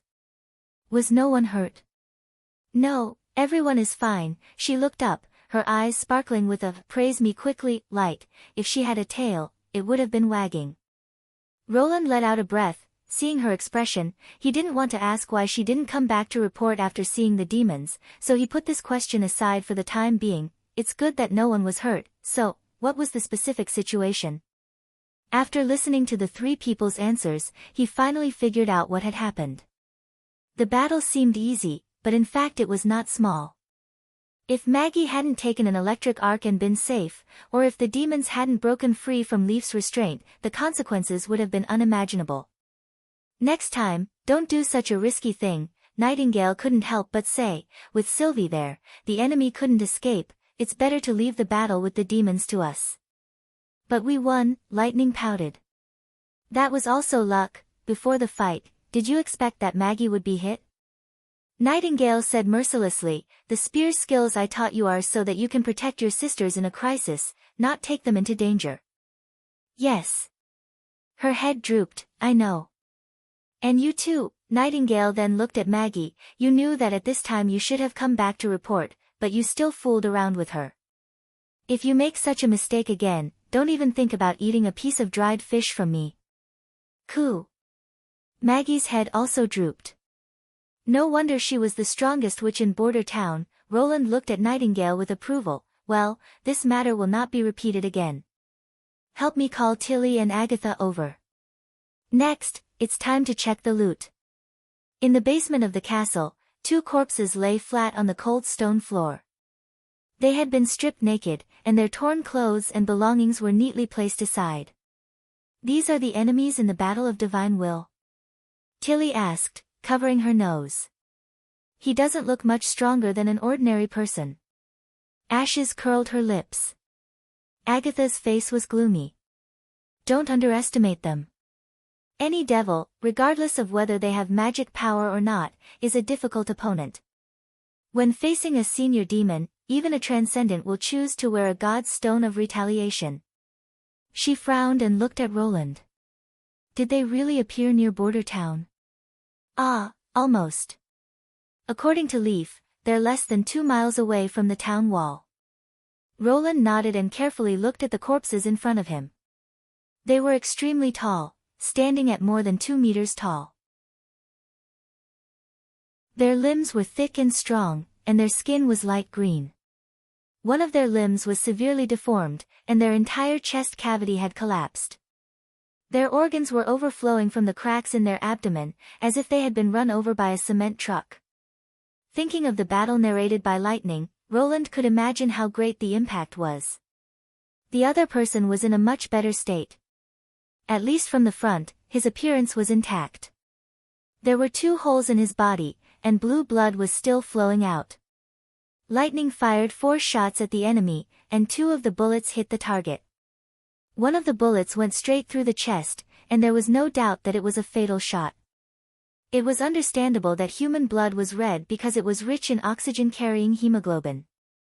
The other demons did not need to breathe oxygen, so it was not strange that their blood was of a different color. It was not surprising that the shape of their bones was relatively broad. After all, they had to support such a strong body and at the same time resist the burden of a huge force. The only thing that puzzled Roland was that although the 2 demons looked very much like humans, they did not have sex. How do they reproduce? He asked Agatha curiously. Don't demons distinguish between men and women? As far as I know, they don't have sex. The latter shook her head. The reproduction of demons has always been an unsolved mystery. After all, it's difficult for us to get close to the Red Mist Tower. Some people think that demons are born in the tower and are condensed from the mist. However, the Quest Society does not agree with this theory, because many people have noticed the phenomenon of demons' promotion in the hundreds of years of fighting against the demons. Promotion? Ashes frowned and asked, what's that? Some demons that were seriously injured by witches appeared on the battlefield again. Their forms had already changed, but from the wounds left behind, we can see that they are still the same demon. This may mean that the senior demons are not born, but they achieve breakthroughs in battles. Once they complete the promotion, even their forms will change, Agatha explained. Well, the magic stone technology is already worrying enough, but the demons also have the ability to upgrade. No wonder they could defeat the humans in the 2 battles of Divine Will. Roland squatted down and looked through the clothes and belongings. Fortunately, these things did not exceed the average level of the current era, and even, were a little behind. The clothes were a mixture of animal skin and woven cloth, as ugly as the work of primitive people. The ferocious-looking masks were actually the skulls of hybrid demonic beasts, and they were all different, which proved that they did not obtain these equipment through manufacturing. Even the transparent mask inlaid on the beast's head was just a polished crystal, and because it had been soaked in the red mist for years, it had become blurred. When placed in front of Roland's eyes, it was completely scarlet. He did not know how the demons could get used to it. Apart from these, there were about a dozen black slates and a few magic stones. Did the Quest Society see these things? Roland spread out the slates and saw a few of them were engraved with twisted red runes, but most of them were empty. These black stones reminded him of the towering building standing in the red mist. The demon's way of recording, Agatha nodded and said, this kind of writing is also recorded with magic power, but we have no way to decipher the content. Maybe their way of thinking is completely different from ours, Tilly said. It's indeed possible, Roland agreed. What about these magic stones? Perception stone, pathfinding stone, and marking stone. Agatha glanced at them a few times. These are things that the scouting demons often use, so they are not rare. Scouting demons. Roland felt a slight headache.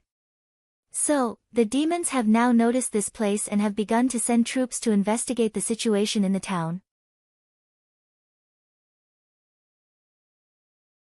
Chapter 400. That's not necessarily true. Agatha shook her head. According to the experience of the Second Battle of Divine Will, if they want to investigate the situation in the human town, they shouldn't act so casually. What do you mean? The prince asked hurriedly. In order to bring back the information, such investigations usually consist of 2 or 3 small teams, most of which are equipped with demonic beast mounts, and they won't be too far away, at least within the range of the mad spear-throwing demons, she said slowly. In order to annihilate these small teams, the Union will often send flying witches to intercept them from behind, and send twice the number of blessed warriors to capture them from the front. At the end of the war, the scale of the investigation team will become larger and larger, and even fearsome demons and flying demons will appear. There's no reason for them to only send 2 ordinary mad demons to investigate until now, and their clothes are really a little shabby. Could it be that the demons think that Border Town doesn't need them to spend a lot of effort to investigate, and that they can just send 2 people at will? Ashes said. This doesn't make sense. Agatha thought for a moment and finally denied it. In the era of the Union, even the smallest town, as long as it was located at the border, would definitely be guarded by witches. It's impossible for the demons to know the changes in the human world in the past 400 years, so the investigation should still be carried out according to the arrangement of the Second Battle of Divine Will. You mean, they didn't deliberately investigate the town, but just happened to run into it? Roland could not help but feel relieved. It's very likely. She frowned, as if thinking about something. I'm afraid the demons don't know that there is a human town here, and they're just investigating the situation around their camp. Their main enemies are demonic beasts, so they don't carry magic stones of concentration, which can't be used continuously, that is, spear throwing. Instead, they choose lightning stones, which are more convenient to attack. Wait. Roland was startled. You mean the Devil's Town? Of course, otherwise how could they come here from thousands of miles away? Agatha said matter-of-factly. Only after establishing a stronghold on the fertile plains can the demons use it as a springboard to go to the barbarian land. Oh, I forgot that it should be called the Four Kingdoms now. Damn, this is a big deal. How can we live in the future if the enemy takes a base in front of our home? The prince widened his eyes and asked, a camp like the one behind the snowy mountains? Almost. In times of war, an outpost will have at least a few mist towers to store the red mist, plus 100 or 200 demons stationed there. Agatha nodded. But considering that the bloody moon has not yet arrived, it is unlikely that they will build a new tower fortress on the fertile plains. The transportation of the red mist is also very inconvenient, so the scale of the camp should not be large. What do you plan to do? Tilly looked at Roland worriedly. First find the camp, if it really exists, he paused, and then, get rid of it. A decisive choice. Ashes raised the corner of her mouth and said, "This is the kind of decision a lord would make. Don't worry, we will also lend you a hand." If Agatha was right, the demons would not be able to extend their reach to the entire fertile plains before the third battle of Divine will began. Therefore, after removing the stronghold near the western region, they could at least get a few years of peace. Even if the demons wanted to retaliate, they would not be able to. Of course, this was not without risks. At least the demons would know that a group of humans was stationed to the east of the impassable forest and had the ability to actively attack the demons. However, if they allowed the camp to expand, it would only bring more trouble to themselves. After the disappearance of the first batch of scouts, they were likely to send more people, and it was only a matter of time before Border Town was exposed. Moreover, as the stronghold grew larger and larger, the demons would only increase. When the months of demons ended, they would have to deal with the demons that would come to harass them at any time, which would be a bit of a loss. If the first army was pinned down in the town and could not move, how could they complete the planned spring offensive? When Roland returned to his office, he immediately summoned Lightning and Maggie and explained the situation. "Remember, this time, you must not fight with the demons on your own. Return immediately when you find the camp. They may have flying beasts, so your safety is the first priority." "Yes. Cool." He paused for a moment, and then added, "If you can successfully find the target, the dessert for the next week will be ice cream bread." Maggie stretched her neck straight. "Leave it to us, Koo."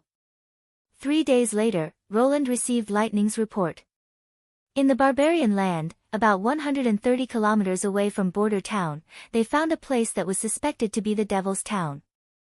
After marking the approximate location on the map, he noticed that it was just in front of the Witch Cooperation Association's route.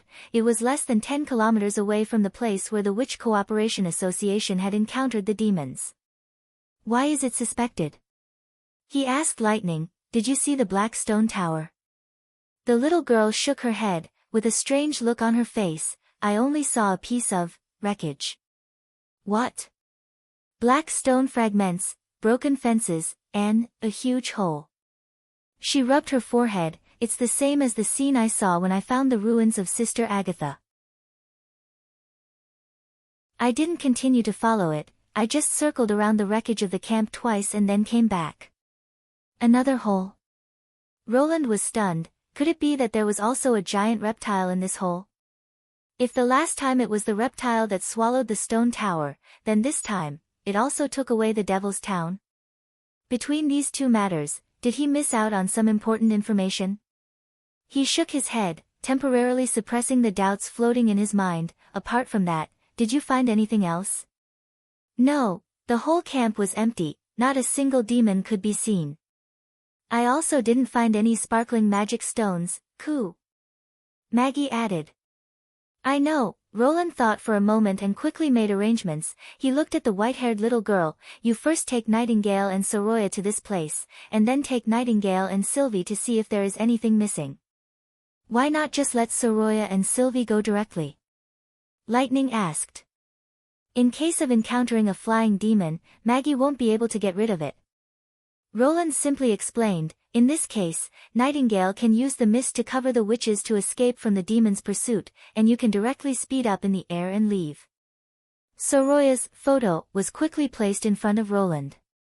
Just as Lightning said, there was a big hole about 5 or 6 meters in diameter in the center of the collapsed fence, and the surrounding snow and mud were mixed together, as if something had stirred it up.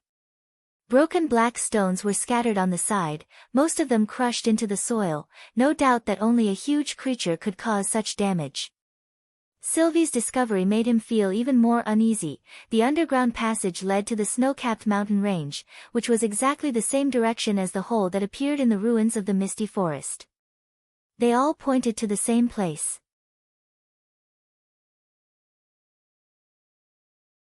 Chapter 401. In the underground palace of King's City of Greycastle. Timothy sat on the throne with his right hand supporting his cheek. He looked impatiently at the candidates who were performing their assassination skills in the hall. "How many idiots have there been since the beginning of winter? I'm probably too lenient, so these clowns are coming at me one after another." He yawned and felt his eyes go dry. Since the Hall of the Sky Dome was destroyed by the snow powder, he had moved the court to the underground palace. After some remodeling, several storage rooms were connected, and the space was large enough to accommodate the ministers and nobles attending the meeting. Most importantly, this place was absolutely safe. There was only one entrance and exit, and above it was the magnificent palace. No amount of snow powder could affect this place. The only downside was that there was no light underground, and all the light was provided by rosin torches.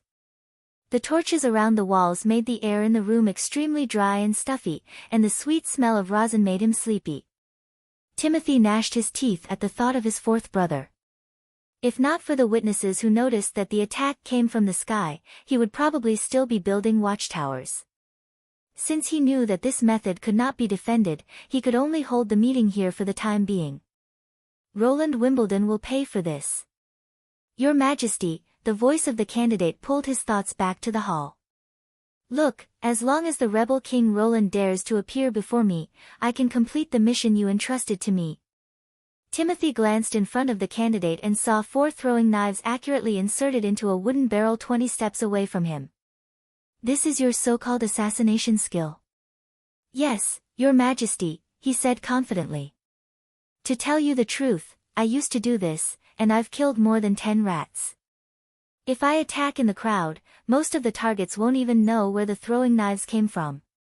What's the reward? Timothy asked as he moved his somewhat stiff body.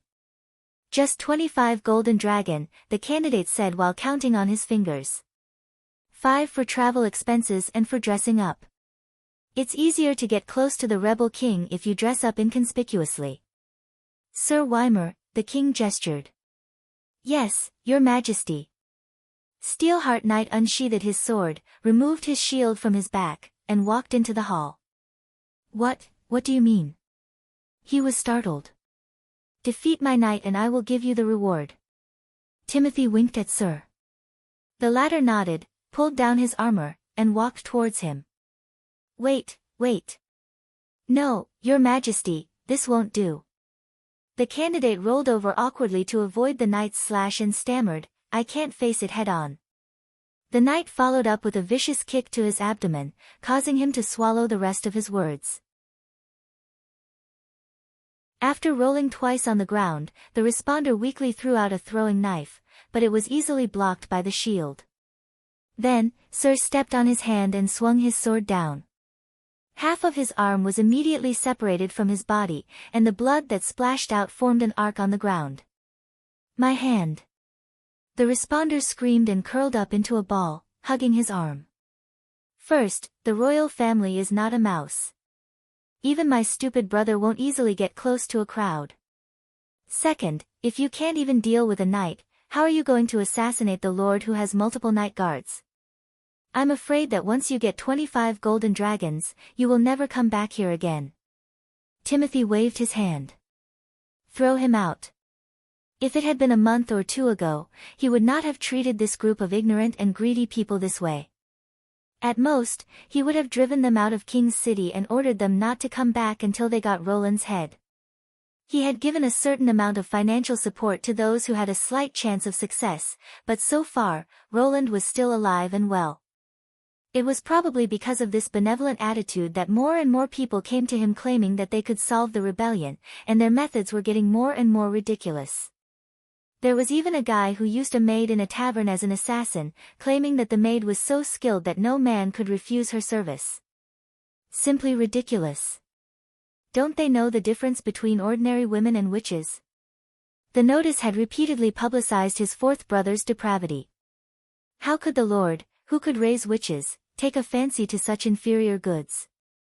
Timothy heaved a long sigh of relief. Teaching these arrogant applicants a lesson should also make the others restrain themselves a little. Perhaps recruiting people to put down the rebellion itself was a mistake. The only things that could defeat Roland were pills and snow powder. He glanced around the hall, and after seeing that there were no outsiders, he asked the Prime Minister, "How is the progress of the snow powder weapon development?" According to the information collected from Longsong Stronghold, the reason why the miners of Border Town were able to defeat the Duke's Knight Regiment and the frenzied militia was because they used a strange snow powder weapon. It should be a semi-closed iron tube that used the impact of the explosion of the snow powder to propel a lead ball to attack the target, similar to a crossbow arrow. Timothy was very concerned about this, and immediately summoned the experienced blacksmiths in King's City to start copying this new weapon.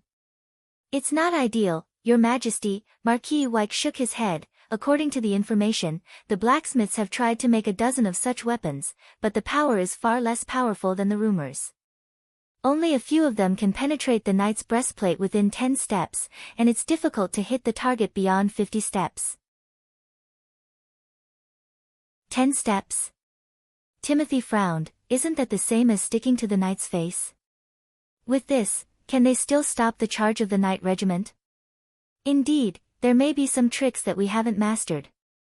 In addition, even if we gather all the blacksmiths and apprentices in the city, we can only produce 20 iron tubes a month at most, and we may not be able to guarantee that all of them can be used." The Marquis sighed. "So far, for iron tubes have exploded during training, and the guards are also somewhat reluctant to practice this snow powder weapon. Damn it, Border Town is many times more barren than King's City, but Roland has managed to gather hundreds of iron tubes in one winter. He must have gotten help from the demons." Timothy changed the subject angrily. "What about the pills? Hasn't the church given an answer yet?" "Yes, Your Majesty," the Marquis replied. "The High Priest said that the Holy City is fighting against the invasion of demonic beasts, and temporarily has no energy to provide more berserk drugs. He hopes that we can wait patiently until the end of the months of demons before discussing further. I don't want to see the traitors still safely staying in the castle in the western region, not even for one more day. It seems that I have to write a letter to the Holy City of Hermes," Timothy thought bitterly. "If I want to recruit more believers in Grey Castle in the future, I'll have to give you pills in exchange." When he was about to announce the end of today's court meeting, the foreign minister, Sir Brent, suddenly stepped forward and said, "Your Majesty, the envoy from the Kingdom of Dawn has arrived in King's City today, and he hopes to receive you."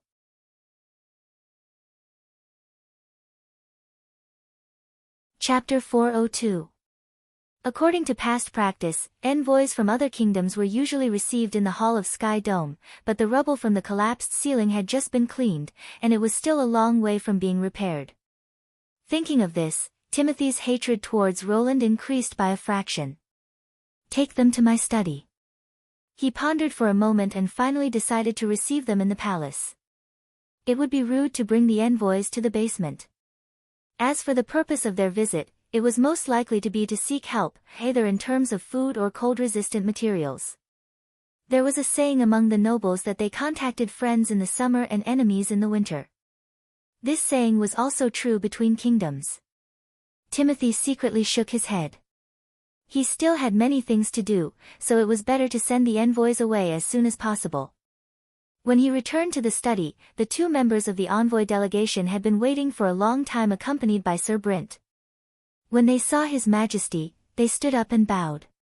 "Respected King of Grey Castle, Wimbledon 4, the King of the Kingdom of Dawn sends his regards to you." "Greetings to him too." Timothy nodded casually. "Have a seat." He noticed that the man and the woman were both very young and looked quite similar. The family emblem on their chests was an antler scepter. If he remembered correctly, they should be from the famous Luo Shi family in the Kingdom of Dawn. But what on earth was King of Dawn Mizala for thinking? How could he send such a young man as a begging negotiator? Timothy was a little surprised. Most nobles at this age were proud and arrogant. Compared to the old guys who shamelessly cried poverty at the negotiating table for help, they were really too different. "You're both members of the giant deer family, right?" Timothy pointed to his chest. "I've met Duke Luo Shi once." "Indeed, Your Majesty." The young man smiled. "My name is Otto Luo Shi, and this is my sister, Belinda Luo Shi." "They're brother and sister." He raised his eyebrows. In that case, there was no need for him to beat around the bush with them. Now is the time when the months of demons are raging. May I know why the King of Dawn sent you here? Timothy was the first to speak. If you are in urgent need of food, cotton, or linen, I can only move some from my own palace to show my sincerity. You should know that the royal decree for the selection of the crown prince has turned the kingdom into a mess.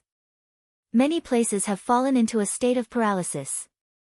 Just the relief of the refugees has depleted the capital's food reserves.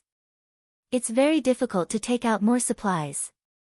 I deeply regret this matter, Otto said with a hand on his chest, but Ms. Oliphant did not send us here to plead for help, but to deal with a greater threat.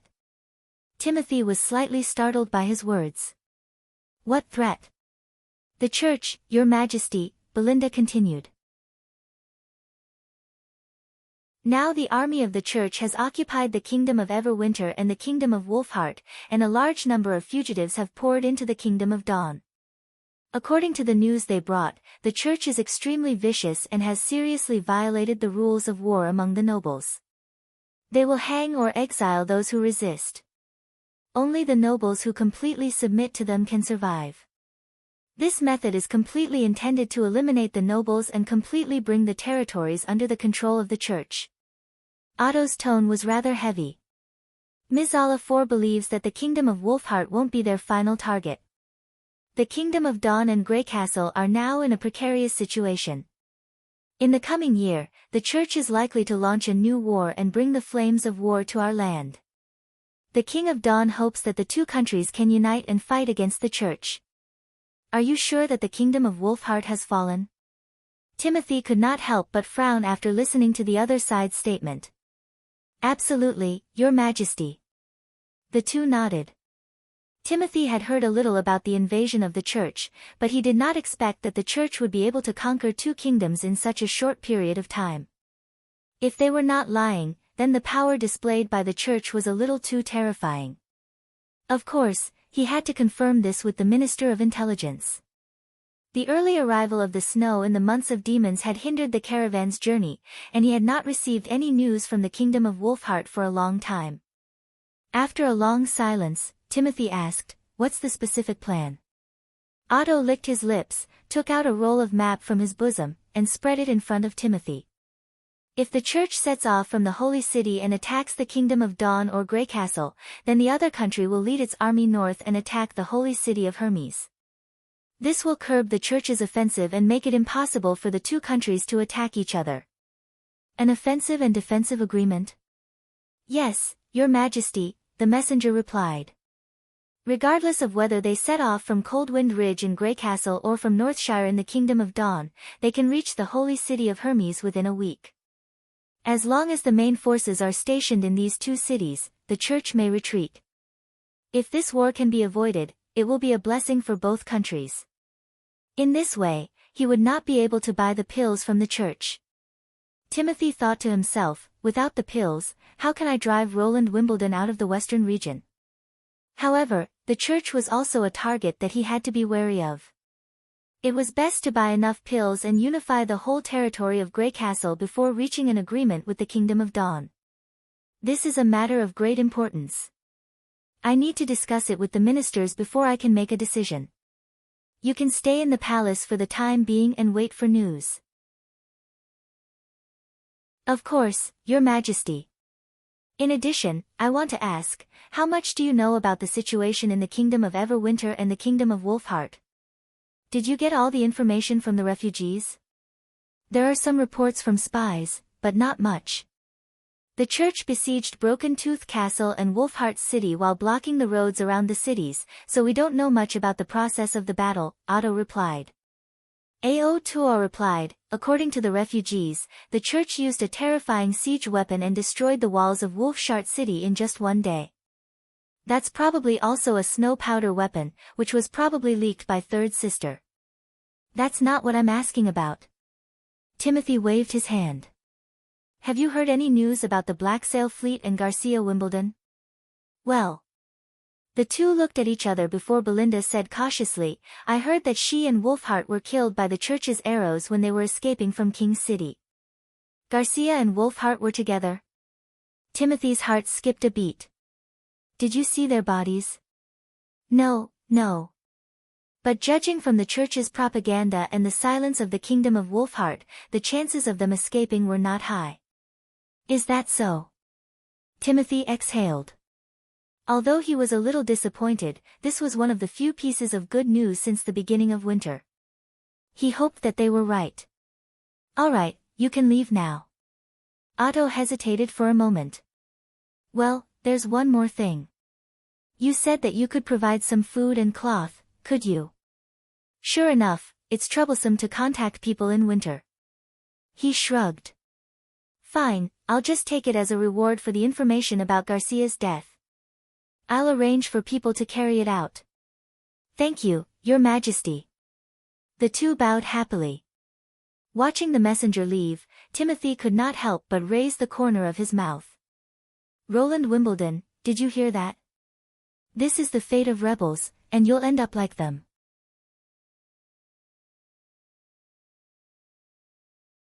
Chapter 403. The Fjords, Sleeping Island. Novels, Chinese, novels. When the last house rose, the skyline had turned into a dusky yellow.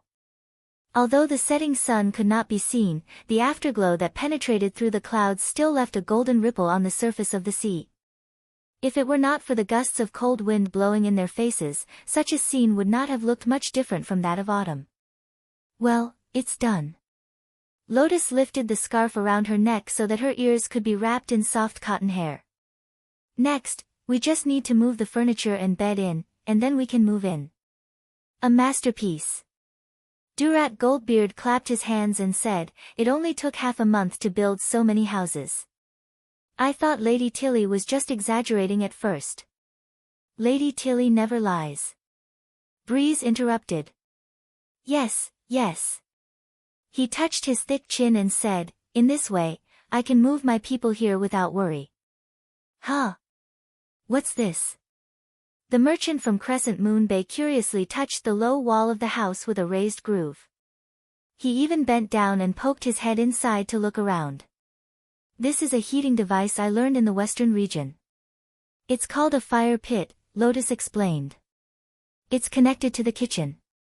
As long as there's a fire there, the pit will also become very warm. When the time comes, we can lay a layer of wood on top of it, then cover it with linen or straw. Whether it's a bench or a bed, it's much more comfortable than ordinary furniture, especially in winter. Interesting design. Durat looked at Lotus. If I hire you for a long time, how many golden dragons do I need? What do you mean? Lotus was slightly startled. Go to Crescent Moon Bay to work. There are still a few undeveloped areas in my territory. With your ability, you'll be an excellent helper. He rubbed his hands and said, how many golden dragons do I need to pay the sleeping spell for Lady Tilly to agree to let you follow me? No, I don't want to leave. There, you can live better than this, interrupted Durat. You can live in the same courtyard with me, and enjoy wine and game from the Four Kingdoms every day, and be accompanied wherever you go by a squire, which is a life many men long for. If you serve me, all this will not be a problem. Besides, didn't Lady Tilly say that the sleeping spell will grant all requests? No matter how high the recruitment fee is, I can still afford it. Lotus wrinkled her brows. She wasn't unfamiliar with this kind of attitude. He kept saying that he was hiring her, but in fact, it wasn't much different from buying her. Just when she was about to yell at them, Breeze gently held her hand. Being able to fulfill your request doesn't mean that you'll definitely agree to it. There are some things that even a witch can't do. Another point of the contract is that the parties must agree to it. Are you saying that I can't pay you back? I've never seen anyone do business like this, Durat said unhappily. Don't tell me that the words you said when you activated the sleeping spell were just to tease us. Sooner or later, no one will care about us. That's not necessarily true, someone behind him suddenly chimed in. Whether it's the Fjords or the Four Kingdoms, there's only one bounty guild formed by witches. If you don't patronize us, others will naturally come. You again.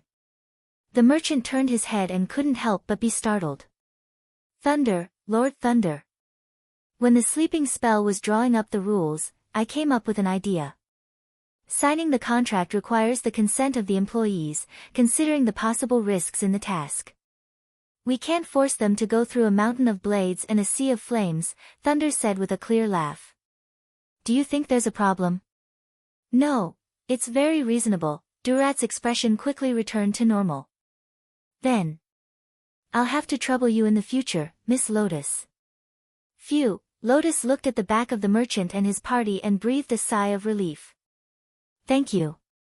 It's okay, I just happened to pass by. Thunder smiled. Didn't you go to the western region with Lady Tilly? Yes, but I came back with Honey and Breeze because Sleeping Island needs to prepare supplies and houses for the winter. She briefly explained what had happened. Have you completed your adventure? Ha ha ha, yes, it was really an incredible journey. When it came to the adventure, Thunder's eyes lit up. It was the first time I saw a sea of completely different heights. The ship almost seemed to be flying, sailing vertically toward the precipice formed by the waves, but we didn't fall into the deep sea. If I hadn't seen it with my own eyes, I would never have believed that such a strange scene existed in the world. Sea of different heights? Lotus murmured. What kind of scene is that? The sea isn't a stone, can't it flow down? Well, I named it the Sealine, which is northeast of the Shadow Islands. After climbing over it, the precipice is like a long line with no end in sight, dividing the sea into two distinct sections. He excitedly patted his chest. I can't wait to try the next farther voyage. He's worthy of being the most outstanding explorer in the fjords. The first thing he talks about when he comes back is adventure, and not his daughter in the western region. Lotus looked at his endless talk and shook her head helplessly. When night fell, the temperature outside plummeted. Lotus climbed into bed early, which was also the most relaxing moment of the day. Over the past month, in addition to building a new batch of houses, she had also remodeled the other witches' old houses. She would huddle with the others on the warm Kong bed, chatting about what she had seen and heard in Border Town, and answering her companions' sometimes curious and sometimes envious questions. She could casually talk for most of the night. This time, she talked about the bird beak mushroom. When he talked about rolling it in a little bit of butter a few times, frying it until both sides were golden brown, and sprinkling some salt on it to make an extremely delicious dish, the sound of people swallowing their saliva could be heard in unison. Ah! I also want to eat this, Shadow shouted. After chewing dried fish on the ship for a month, my mouth is full of salt. That's great. Molly couldn't help but pinch Lotus.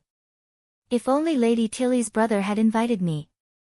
Hey, what's more amazing is that you haven't heard, someone laughed.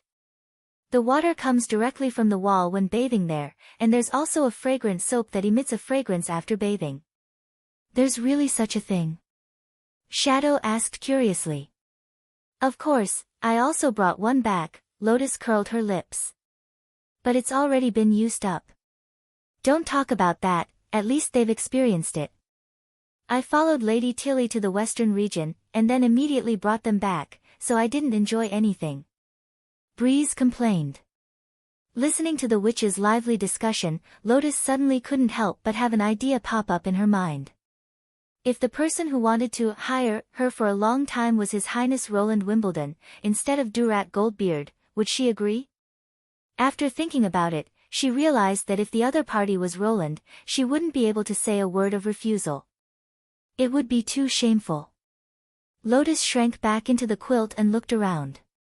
Fortunately, the oil lamp had been blown out, so no one would discover her thoughts. But when would Lady Tilly accept His Highness Roland?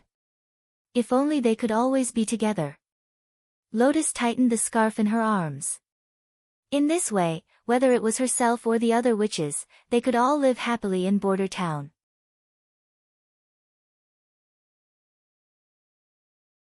Chapter 404. A genius in a second to remember if you want to go. On the internet, we provide you with wonderful novels to read. At the beginning of the second month of winter, Barav walked into Roland's office with a stack of books under his arm. As soon as he walked to the table, his eyes were attracted by a huge colorful picture on the table. Is this a map of the entire western region? Not only the western region, Roland said with a smile. It also includes a part of the barbarian land and the misty forest, especially this open space. He pointed to the area north of the impassable mountain range, which was the fertile plains mentioned by Agatha. At present, the explored area is nearly the size of 3 western regions. If we can reclaim it, it can support hundreds of thousands of people. In order to completely eliminate the threat of Devil's Town, he asked Lightning and Maggie to scan the area and draw a map. Since Maggie could now carry Soroya to do the drawing, the map was more accurate. Although the mystery of the disappearance of Devil's Town remained unsolved, the good news was that there were no signs of a second enemy camp within 200 kilometers of border town. But there are not only demonic beasts in the barbarian land, but also the terrible enemies you mentioned. Barav hesitated. Isn't it too dangerous to reclaim the land in the northwest? By that time, the First Army should also have the power to fight against the demons. Roland slowly moved his finger on the plain. If we can't defeat these enemies, it doesn't matter where we build our territory. Since the appearance of demon scouts in the misty forest, he realized that it was no longer suitable to hide the news. In order to avoid panic caused by sudden exposure, the prince revealed the existence of the demons to a few high-level officials. As far as the current situation was concerned, the reaction of the people was quite normal. Of course, he also slightly suppressed the strength of the demons, claimed that these enemies were basically equivalent to demonic hybrids, and did not reveal the history of the previous 2 battles of divine will. Roland knew that he could not stay at the border of the continent forever. Compared to the 4 kingdoms, the barbarian land, or the fertile plains, was a place worth managing. The explored area was only a corner of the entire plain. It was not hard to imagine how vast the territory occupied by human beings was during the Second Battle of Divine Will. He retracted his finger, rolled up the map, and put it aside. Do you have anything to report? Yes, Your Highness, Barav nodded and spread the book under his arm in front of the prince. I have already drawn up a plan to expand the city hall according to your request. Oh. Let me see. In order to cope with the rapid growth of the territory after the construction of the city, Roland formulated a new framework for the future management organization according to the classification of the functional departments of the later government. Generally speaking, the entire upper echelons were divided into 4 parts: City Hall, the Army, the Security Bureau, and the Witch Union. According to the expansion plan, the new City Hall would assume the role of the Cabinet or the State Council, and would also be the core organization of the entire territory. At that time, the number of employees would be increased to about 500, with 6 departments: Finance, Foreign Affairs, Education, Agriculture, Industry, and Justice. New departments could be added at any time according to the needs.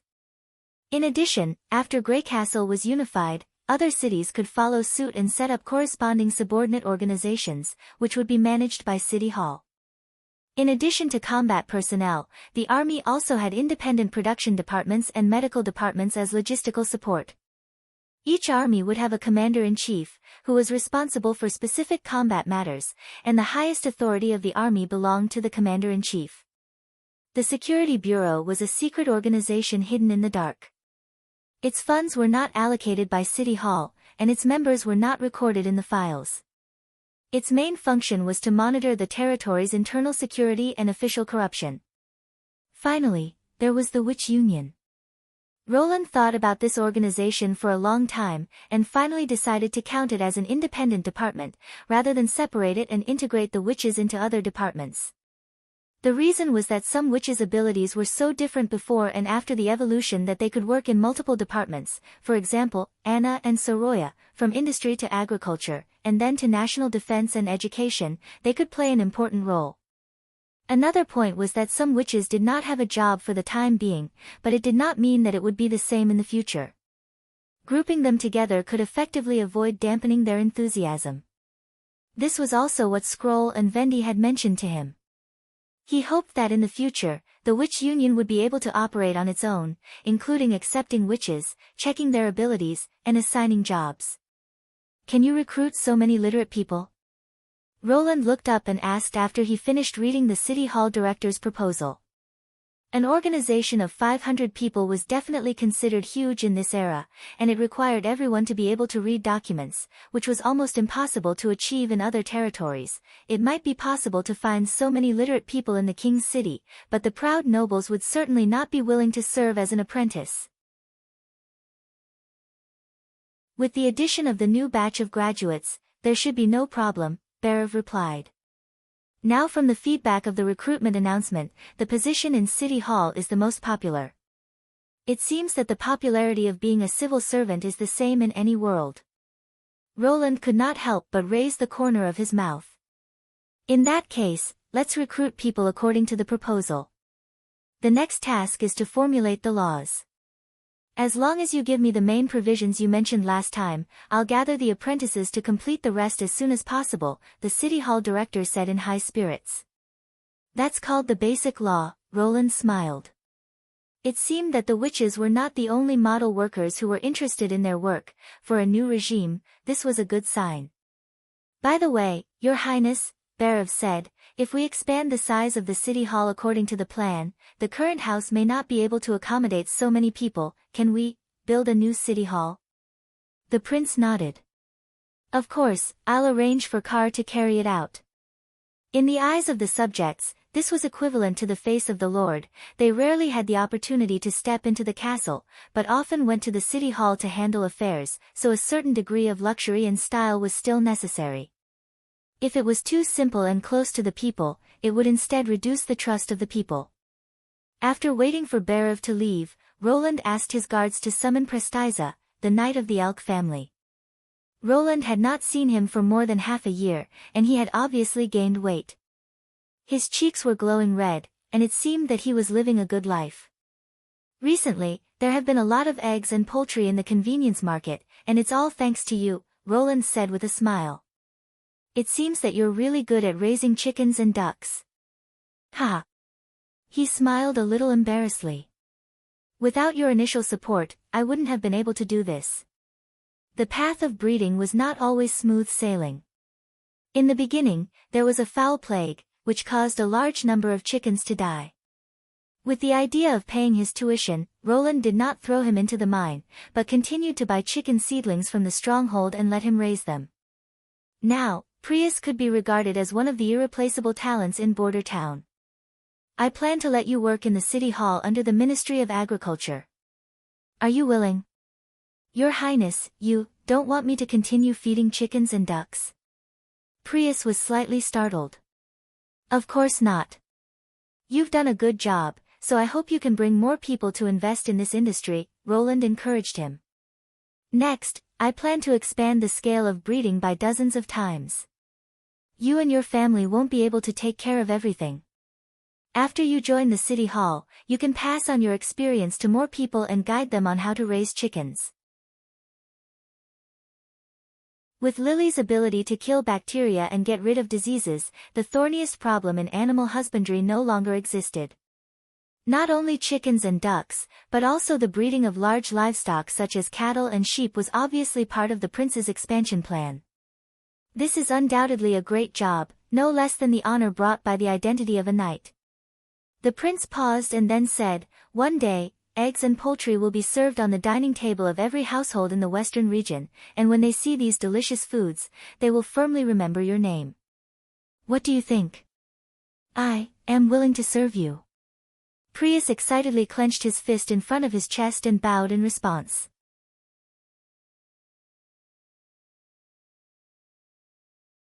Chapter 405. Genius 1 second to remember love. Go. TalkNet, providing you with wonderful novels to read. Nana got up from the bed and yawned loudly. She glanced at the white sky outside the window, but it was still the same snowy scene. The little girl reluctantly moved out of the warm quilt, put on a thick winter coat, and slowly walked out of the bedroom, only to see Aunt Ada cleaning the living room. Good morning, she said vaguely. Ah, little princess, you're up. Ada smiled at her. Do you want breakfast? It's already heated up. Yes. Nana sat at the table, glanced around the room, but did not find her father. "Where's my father?" Lord Pine went out early in the morning, Ada's voice came from the kitchen. "He carried his silver shotgun." Sure enough, she curled her lips. "He probably went to the city wall to practice shooting." Ever since he fought against demonic beasts with a gun, he had been fascinated by this kind of explosive weapon. Every day, he wiped the barrel of the gun, and whenever he had time, he would go to the city wall. He even used his medical ability as a bargaining chip to get a special gun from His Highness Roland. It's all because His Highness said that a long-barreled shotgun is the standard equipment for hunters. Nana thought, if my mother was still here, he would not go out all day. "Breakfast is here," Ada put 2 steaming plates in front of Nana. "Fried eggs and white bread, eat it while it's hot." "Thank you." Breakfast should have been prepared before her father went out. In order to prevent it from getting cold, she put it in hot water to keep it warm. Only the careful Aunt Ada would do this. If he let his father take care of him, he would definitely be eating frozen eggs. Love go little say Nana could not help but sigh. It would be great if she could marry her father. But the little girl also knew that this hope was unlikely to come true. Ada was a family servant, but her father was now a noble in Border Town. According to her knowledge, it was difficult for nobles and ordinary people to get together. After finishing the bread and eggs, Nana wiped her mouth and shouted, "I'm going to the hospital." "Okay." Ada put down the broom in her hand and sent her to the door. She squatted down and tied the scarf for her. "Be careful on the road, Miss Pine." Nana went out of the door, welcoming the snow.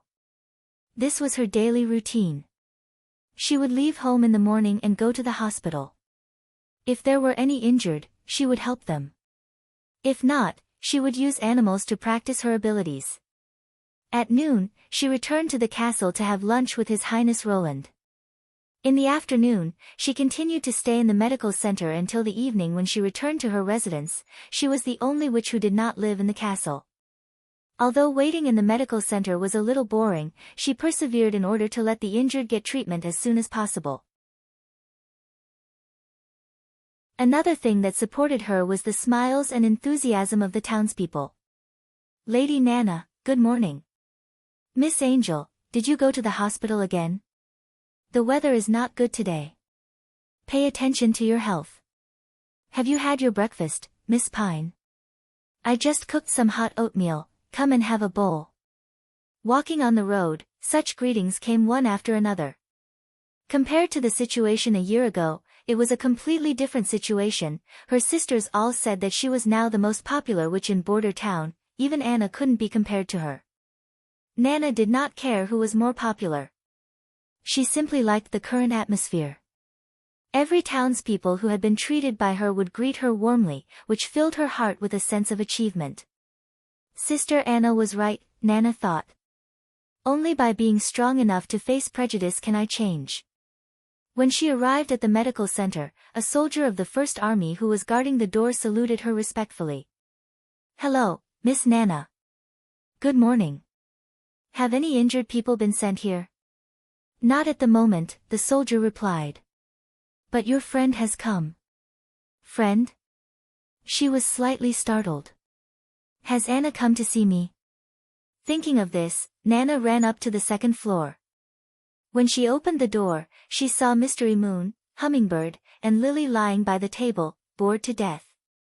When they saw her, they immediately got up and surrounded her. Are you pleasantly surprised? We specially came to play with you." Mystery Moon raised her hand and shouted. Because Mystery Moon said that since we have nothing to do in the castle, we might as well come out for a walk, Hummingbird added.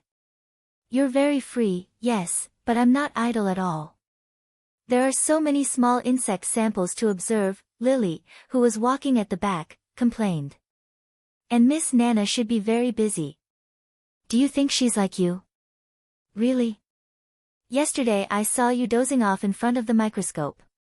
It was obvious that you were very impatient," Mystery Moon shrugged.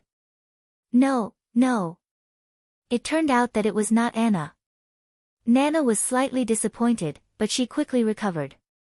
Sister Anna was now the busiest person by His Highness' side. Naturally, it was impossible for her to accompany her as often as before. This could not be helped. No, I'm also very idle, she smiled. Thank you. Ahem, since you said so, I'll stay with you. Lily tilted her head. It's no big deal to leave the insects for tomorrow's observation. What are we going to play? Hummingbird asked. Do you still need to ask? Mystery Moon took out a deck of cards. Of course it's this. Hey, landlord is very interesting, but only 3 people can play. No, it's not fighting the landlord. She shook her head mysteriously.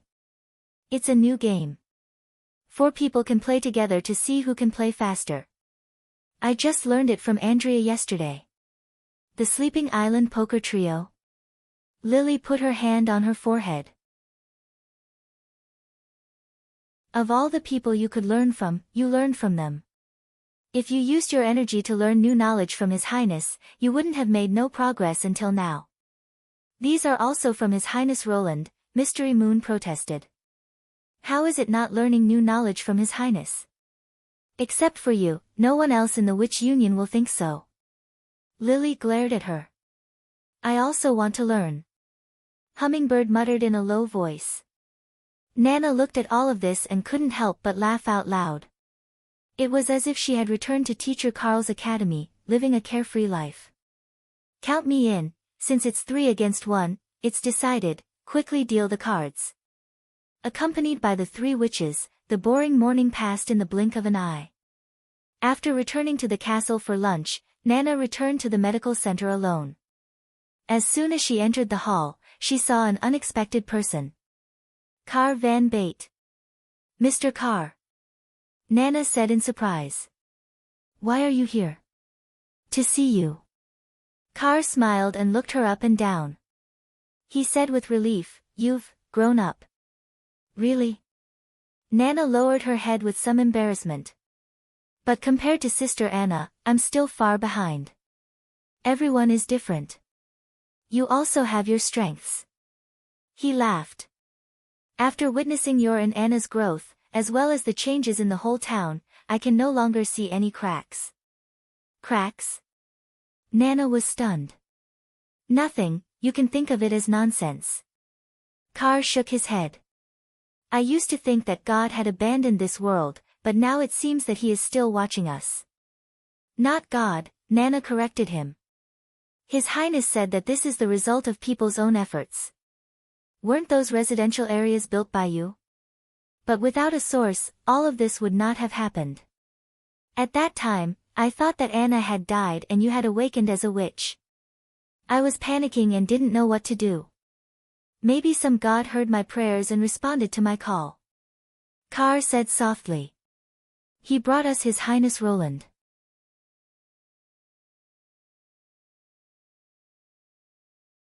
Chapter 406. Genius 1 second. Remember, if you want to go. The internet provides you with wonderful novels to read. Ah. I envy Nana. Mystery Moon wiped her wet hair and put her face in front of Lily, who was sitting at the desk. Oh, the latter replied without turning her head. Aren't you going to ask me why I envy her? You're going to say it soon anyway. Lily curled her lips. Damn it. Mystery Moon muttered, but finally couldn't help but say, didn't you see how the soldiers guarding the hospital and the nearby townspeople treated her? I saw it. Hello, Lady Nana, Miss Angel, are you leaving? Miss Pine, this is the wheat cake I made myself. I also want to be treated like this. Mystery Moon put her face on Lily's cheek, but was then ruthlessly pushed away. That was exchanged with her ability, Lily said calmly. Didn't you notice that after the arrival of the months of the demons, she stayed in the hospital almost every day, waiting to treat the wounded? Half of the town's original residents have received her help, and the rest are basically the families of the recipients. You're exaggerating. No, Lily sighed and put down the book in her hand.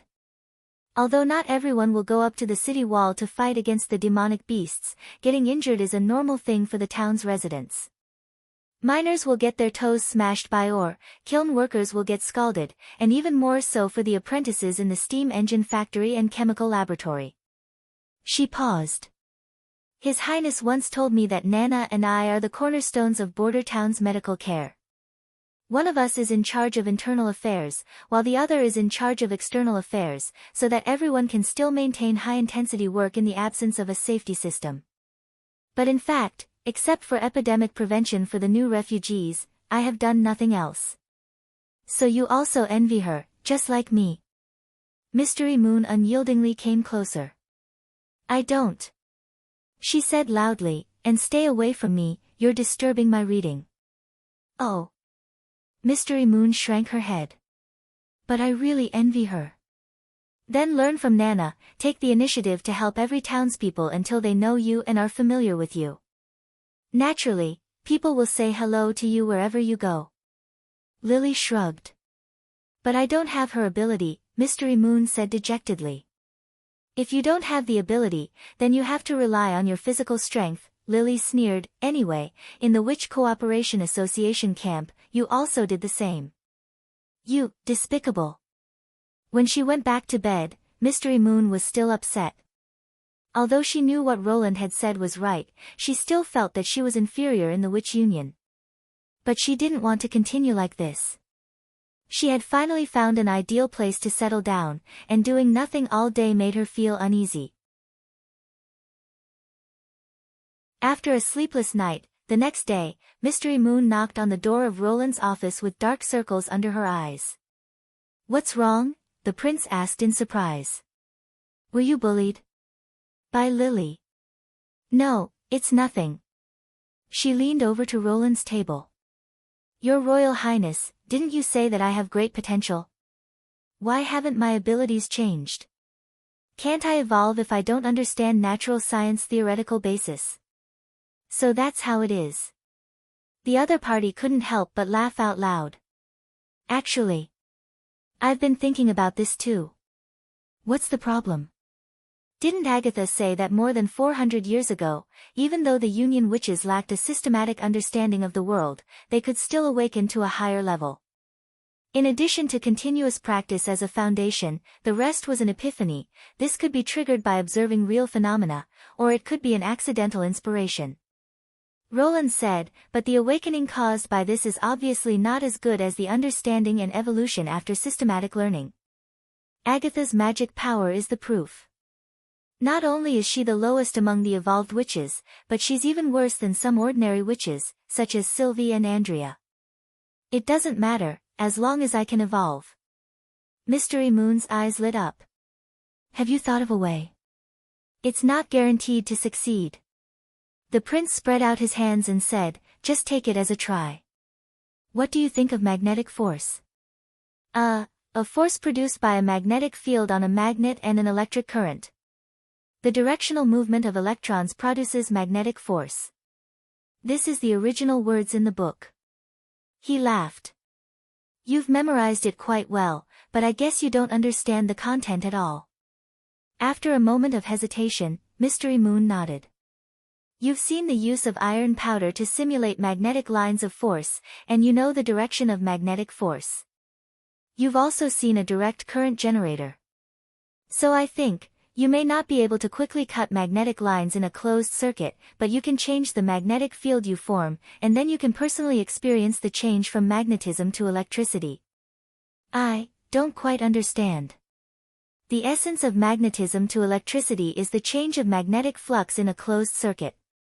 If you want to change the magnetic flux in a constant magnetic field, you can only achieve it by changing the area. In other words, you have to cut the magnetic induction lines." The prince drew a diagram on the paper. "What if the area is constant?" "Then you have to change the magnetic field. If the magnetic field changes, it's equivalent to the magnetic flux changes." Mystery Moon opened her mouth, but found that she didn't understand a single word.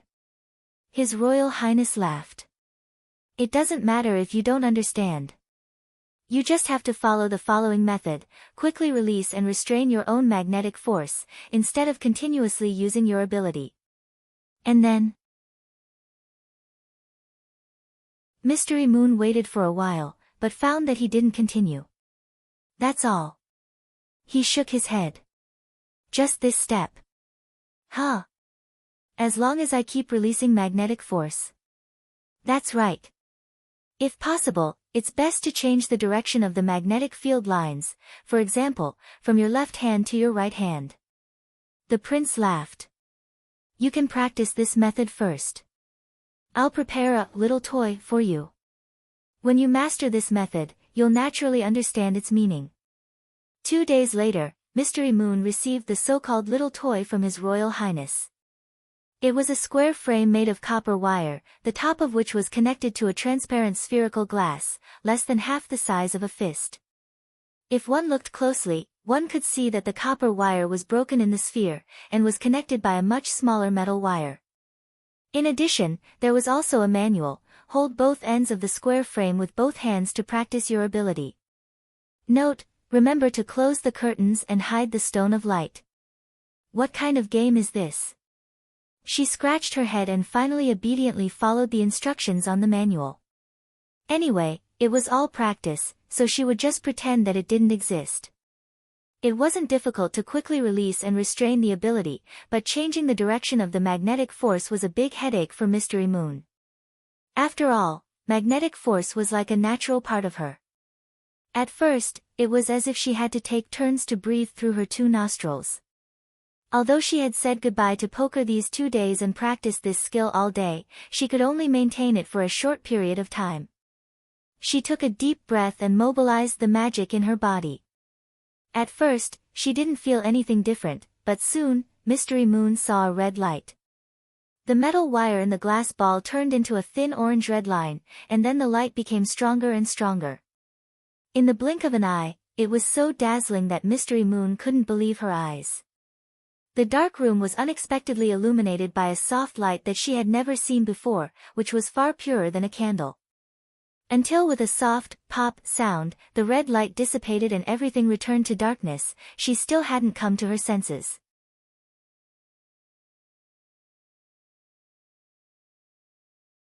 Chapter 407. Genius 1 Second. Remember Love Yo Go? The internet provides you with wonderful novels to read. The next morning, Mystery Moon hurriedly ran into the office, the dark circles under her eyes widening. Why did the glass light up? After that, no matter how I used my ability, it didn't respond. As soon as she opened the door, she couldn't wait to shout. You did it so quickly. His Royal Highness looked a little surprised. He put down the quill and took the small toy from Mystery Moon's hands. I thought it would take you 2 or 3 days. Mystery Moon stood on tiptoe, rested her chin on the edge of the table, and asked while blinking, what is the light? It's an electric light, His Royal Highness laughed. You released thunder from the sky. Thunder. Thunder. She couldn't help but repeat in a low voice, and then shook her head, but it doesn't look like it at all. The light is orange-red, and it continues to shine. Thunder flashes and then disappears. Thunder ignites the filament, so that it continuously emits light. The prince pinched the glass ball and spun it twice, then took it off. It doesn't matter if you don't understand, I will let you see real electricity. Mystery Moon's eyes widened, staring at his every move, for fear of missing something. After he pulled the 2 copper wires closer, he twisted the glass ball back. Well, continue to practice. That's it. She took the wire frame, feeling very disappointed. Yes, the prince covered his mouth. Remember to close the curtains during this practice. When Mystery Moon returned to the bedroom, Lily was sitting on the bed, reading the book, Natural Science Theoretical Foundation. Why did you get up so early today? She said with a look of surprise. Since you're up, help me bring back breakfast. I want fried eggs and bread, not oatmeal. No, I won't bring breakfast for a traitor. Mystery Moon snorted, reached out and closed the thick French curtains. The room suddenly became dark. Hey, what are you going to do? Lily frowned. Practice my ability. She sat on the floor, closed the curtains, put away the glowing stone. This is His Royal Highness' request. Okay, the little girl rolled her eyes. I'll go to the hall to read. You can't. Mystery Moon shouted. Why? Lily glared at her. I can't read now, and I'm hungry. Am I supposed to stay here with you? Ah. Mystery Moon choked. Then I'll bring you breakfast. Can you stay here? Why, said Lily with interest, are you afraid of the dark? Of course not. She puffed up her cheeks and muttered after a while, I just want someone to accompany me.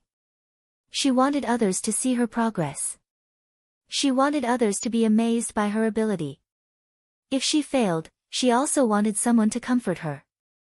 However, she would never say these words to Lily.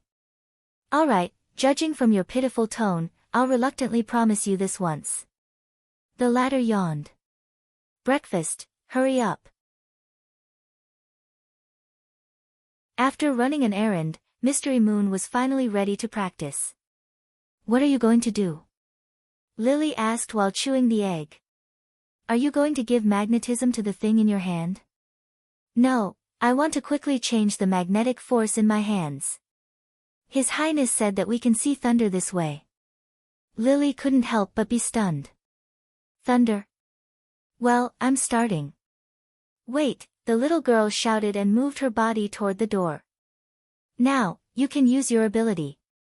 Mystery Moon let out a long breath and operated her magic according to the previous practice. If this scene happened in the camp of the Witch Cooperation Association, her mentor Kara would definitely come and scold her. But in order to make it easier for her to practice, His Highness deliberately replaced all the iron utensils in the bedroom, including the iron nails, with copper products. Because of what she had experienced in Border Town, she was even more unwilling to accept her own inaction. Pictures emerged in her mind one by one, like a horse lantern. This time, she found that she was very quickly in the right state. The magic jumped between her hands, faster and faster, and the intensity was constantly increasing. Then Mystery Moon saw the electric light. Like a blue ghost appearing in the clouds, the light appeared briefly and disappeared in an instant, but at that moment, she clearly saw the trajectory of the electric light. It was like a small arc, jumping from one end of the copper wire to the other, and at the same time, it made a slight crackling sound. But this was far from the end. Then the second one, the third one. She was surprised to find that every time the magnetic force changed, she could see the striking electric light jumping up, and the track also corresponded with it, making the same change. As the direction of the magnetic force quickly changed, a blue and white bridge gradually appeared between the two copper wires. What is this? Lily, who was standing in the distance, could not help but stare. Compared with the orange light yesterday, this electric light was insignificant, but it made Mystery Moon's heart tremble. For the first time, she saw her own ability with her own eyes. Compared with the invisible magnetic force lines, the rhythm and direction of the electric arc were completely under her control. This was indeed the thunder that she had created.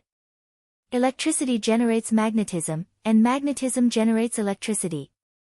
So this is how it works. She felt the power in her body become clear. Mystery Moon stood up, put the metal frame on the table, and slowly loosened her hands. The magic power subsided, but the two ends of the copper wire were still shining, and from a distance, they looked like stars in the night. She now had a deeper understanding of the words. In other words, electricity was magnetism, and magnetism was electricity. Roland bit the quill in his mouth and rubbed his sore neck. Do you need my help? Nightingale's voice came into his ears. Ah, thank you. She gently nodded, and then a pair of white hands put on his shoulders, and the strength was just right. Roland slightly closed his eyes, enjoying this moment of peace. For the town's first law, which was also the basic law that would become the main law in the future, he had woken up even earlier than his personal guards in the past 3 days. He had only finished writing it today. Because he knew nothing about the law, he could only rely on his own understanding of the system to put together a short dozen or so articles in plain words, which added up to less than 2 pages. But it already contained the ideas of the new world. Completely different from the ancient feudal system, he believed that this law, together with his territory, would promote the new system to the whole continent. With it as the foundation, the new kingdom would inevitably radiate a different brilliance. Your Highness. The office door was suddenly pushed open, and Mystery Moon ran in, holding the copper wire frame. I finally understand. Roland opened his eyes and saw that Mystery Moon put the little toy on the desk, and then let go of her hands. Look! She clearly did not touch the wire frame, but the arc of light still existed at the broken copper wire. Looking at this incredible scene, Roland could not help but open his mouth, and the quill slipped from the corner of his mouth and fell to the ground.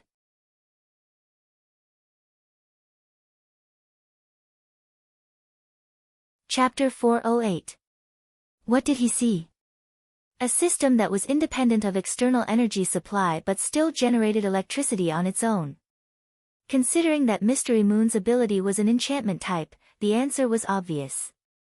She had given a brand new feature to the metal frame, which was to use magic power as a source of energy. Translator, Endless Fantasy Translation Editor, Endless Fantasy Translation, how did you do it? Roland asked in amazement. You said that creating thunder and lightning requires a change in magnetic force, so I tried to attach the changing magnetic force to the copper wire, and the result is like this. Mystery Moon answered carefully, her eyes full of expectation. So that's how it is. The prince thought. Electricity and magnetism are interrelated, but they are inseparable. I can't help but think, since my ability can make objects magnetic, can I also make them generate thunder and lightning? So that's how it is. The prince thought. Electric current can indeed generate a magnetic field, but a magnetic field can't generate electric current unconditionally. The latter must act on a closed coil, and at the same time, there must be a change in the magnetic flux. Whether it is changing the magnetic area or the magnetic force, external energy is needed to achieve it. Mystery Moon's new ability replaced this part, making the magnetic force change automatically without external interference. In the past, Roland would definitely think that this was a perpetual motion model, but now he understood that the witch's ability could not be measured by common sense, and the magnetic force of enchantment did not necessarily come from the magnetic poles, just like Blackfire was not fire. These were all the effects of magic power. The only thing he was curious about was, has Mystery Moon ever noticed the magnetic force change of enchanted objects before? When Roland asked this question, she nodded at first, but soon shook her head and said, when I was in the Witch Cooperation Association, I also thought of changing the magnetic force of objects at will. When not in use, I can reduce the magnetic force to avoid causing trouble to other sisters. But it seems to be useless, the magnetic force of objects is always maintained at a fixed size. I thought it was impossible, so I didn't try it again. Sure enough, Roland turned to Nightingale and asked, the form of her magic power. It has condensed. Nightingale emerged from the mist and said with a smile, like a surging blue wave. Mystery Moon's voice suddenly became excited. Is it true that I? That's right, your ability has evolved, Roland affirmed.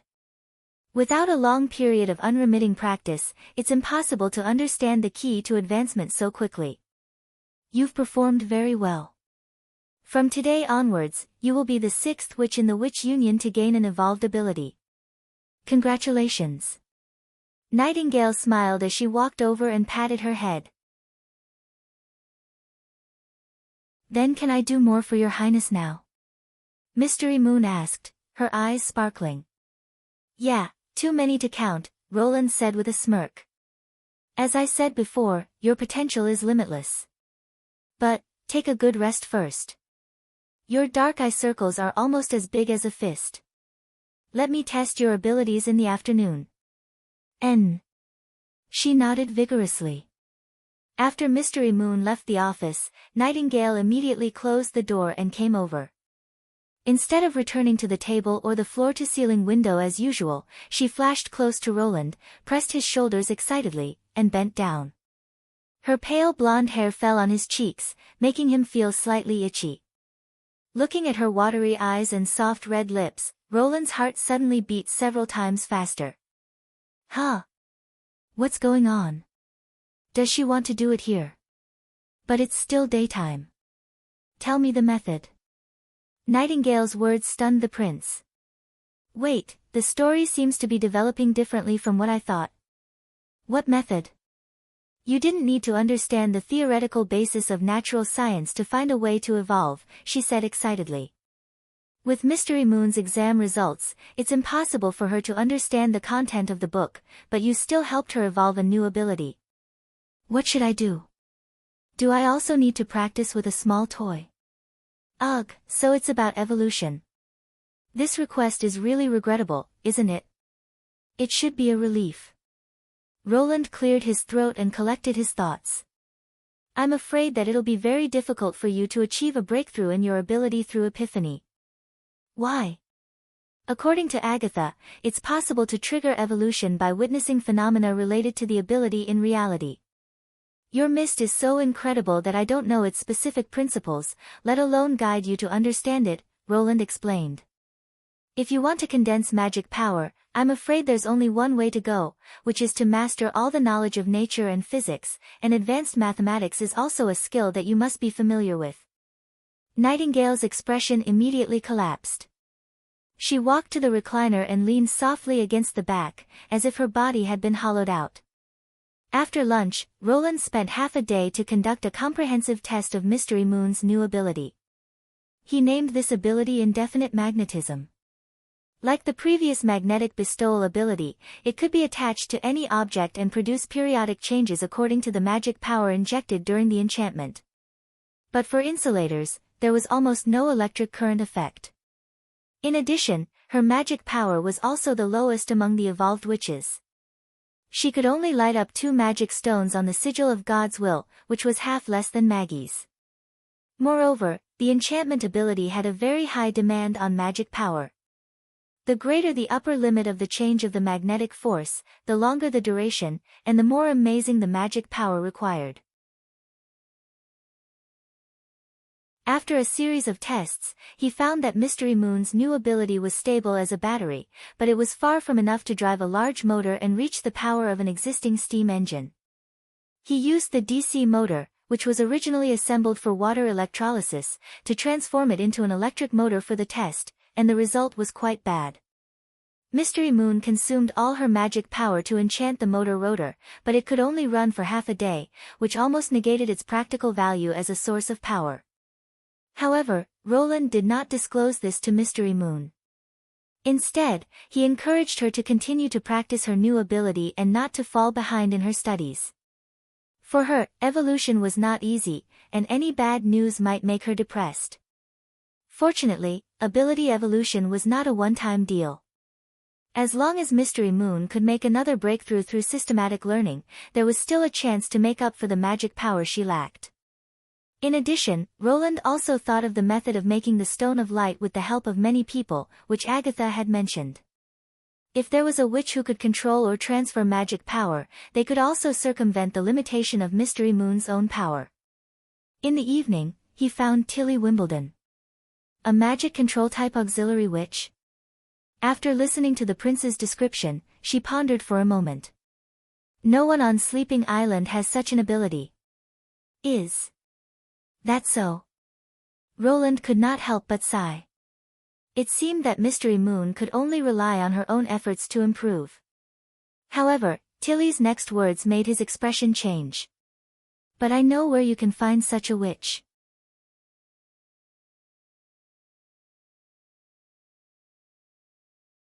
Chapter 409.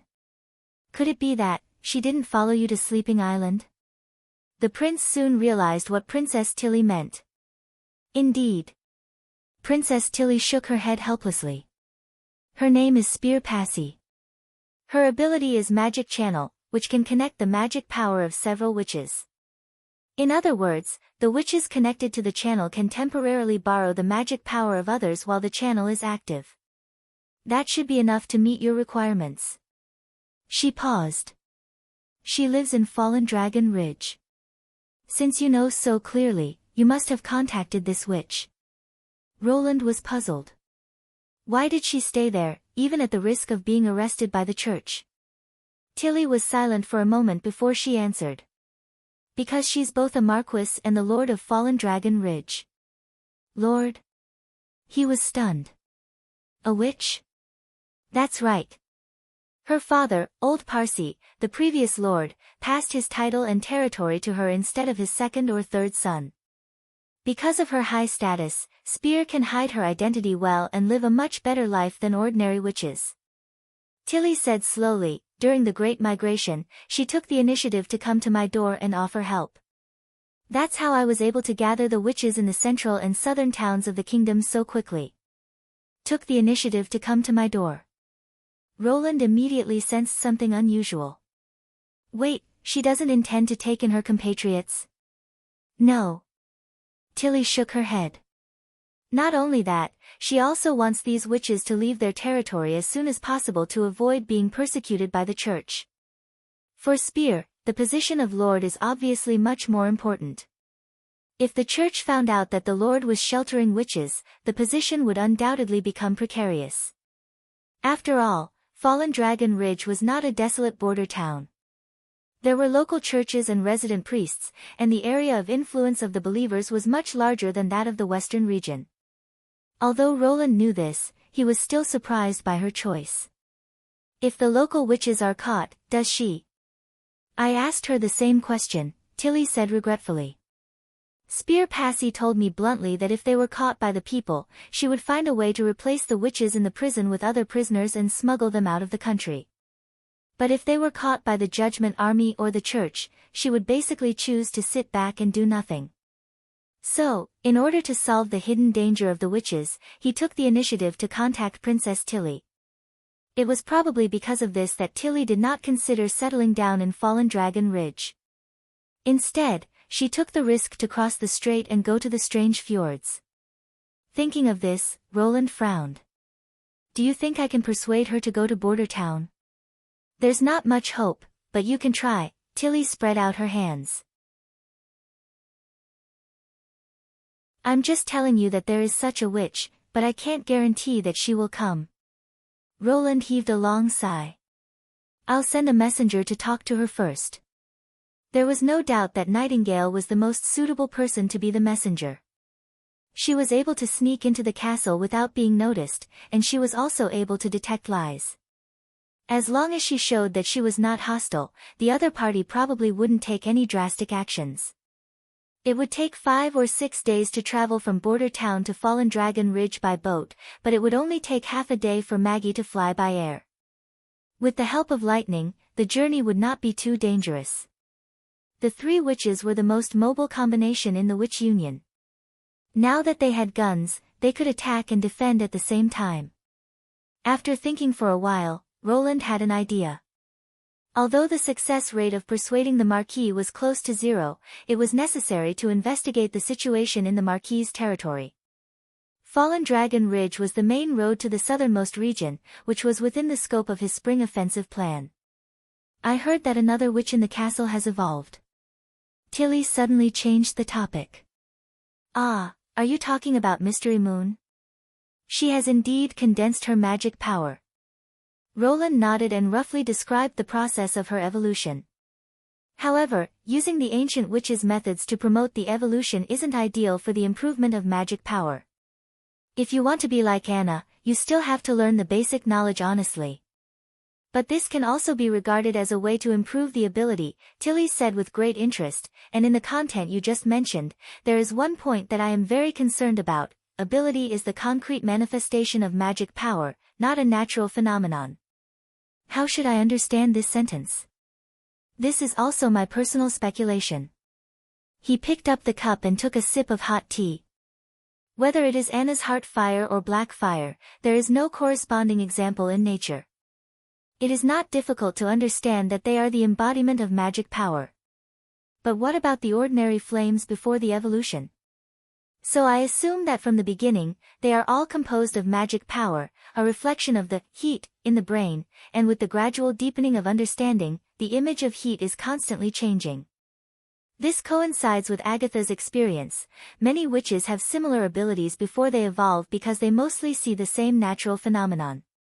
But after the High Awakening, the witches' abilities will become completely different, which is caused by the huge difference in everyone's cognition. It sounds reasonable, Tilly said noncommittally. But according to this, if witches of the same kind have the same understanding of things, they will still be very close to each other when evolving new abilities, right? Something like that, provided that their ability to understand is exactly the same. Roland still had a thought that he didn't say, and that was, to what extent could magic power evolve in the end? Since it formed the basis of all kinds of abilities, it fully showed that it had a fundamental nature and versatility. If there was an omniscient and omnipotent witch, wouldn't she be able to display all of her abilities at will? You came from a world without magic power? Tilly suddenly asked. The prince almost spat out all the tea in his mouth. He wiped the corner of his mouth and asked, what are you talking about? In the past month, I have read through all the books you wrote, and I always felt that something was wrong. Princess Lannister looked straight into his eyes. It was not until what you said just now that I finally understood what the problem was. You have completely excluded magic power from nature.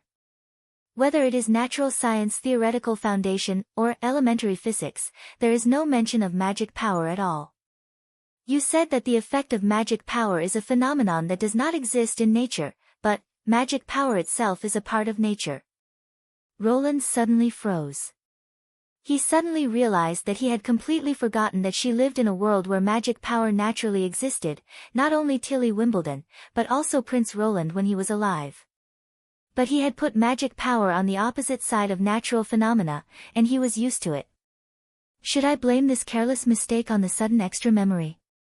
This time, I'm afraid it won't work. If Prince Roland's own knowledge was shallow, it would make sense that he copied the contents of these books exactly according to the content in his memory, but why does he even believe in this part of the memory, and subconsciously separate magic power? Can he still swear that this is the memory of Prince Roland as the dominant one? Roland felt a little thirsty.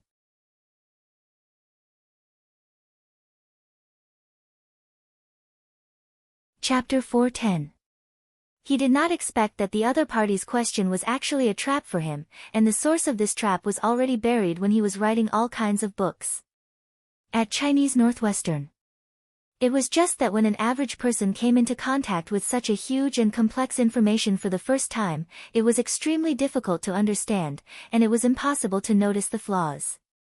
As a natural science that studied the nature of everything in the world, it was absolutely inconceivable that the word magic power was not mentioned from the beginning to the end. And Roland himself had completely forgotten the memory of Prince Roland, except for the first month of his transmigration when he consciously imitated Prince Roland. After that he no longer cared about it. The minister did not dare to question him, and he did not need to hide himself in front of the witches, so he became more and more unscrupulous. But Tilly was not an ordinary witch. In addition to being the sister of Prince Roland, she was also an extraordinary.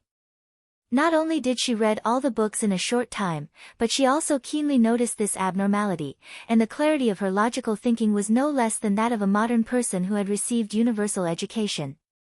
Not only that, but she also used questions to guide his opinion, and the two sides confirmed each other, making it almost impossible for him to refute.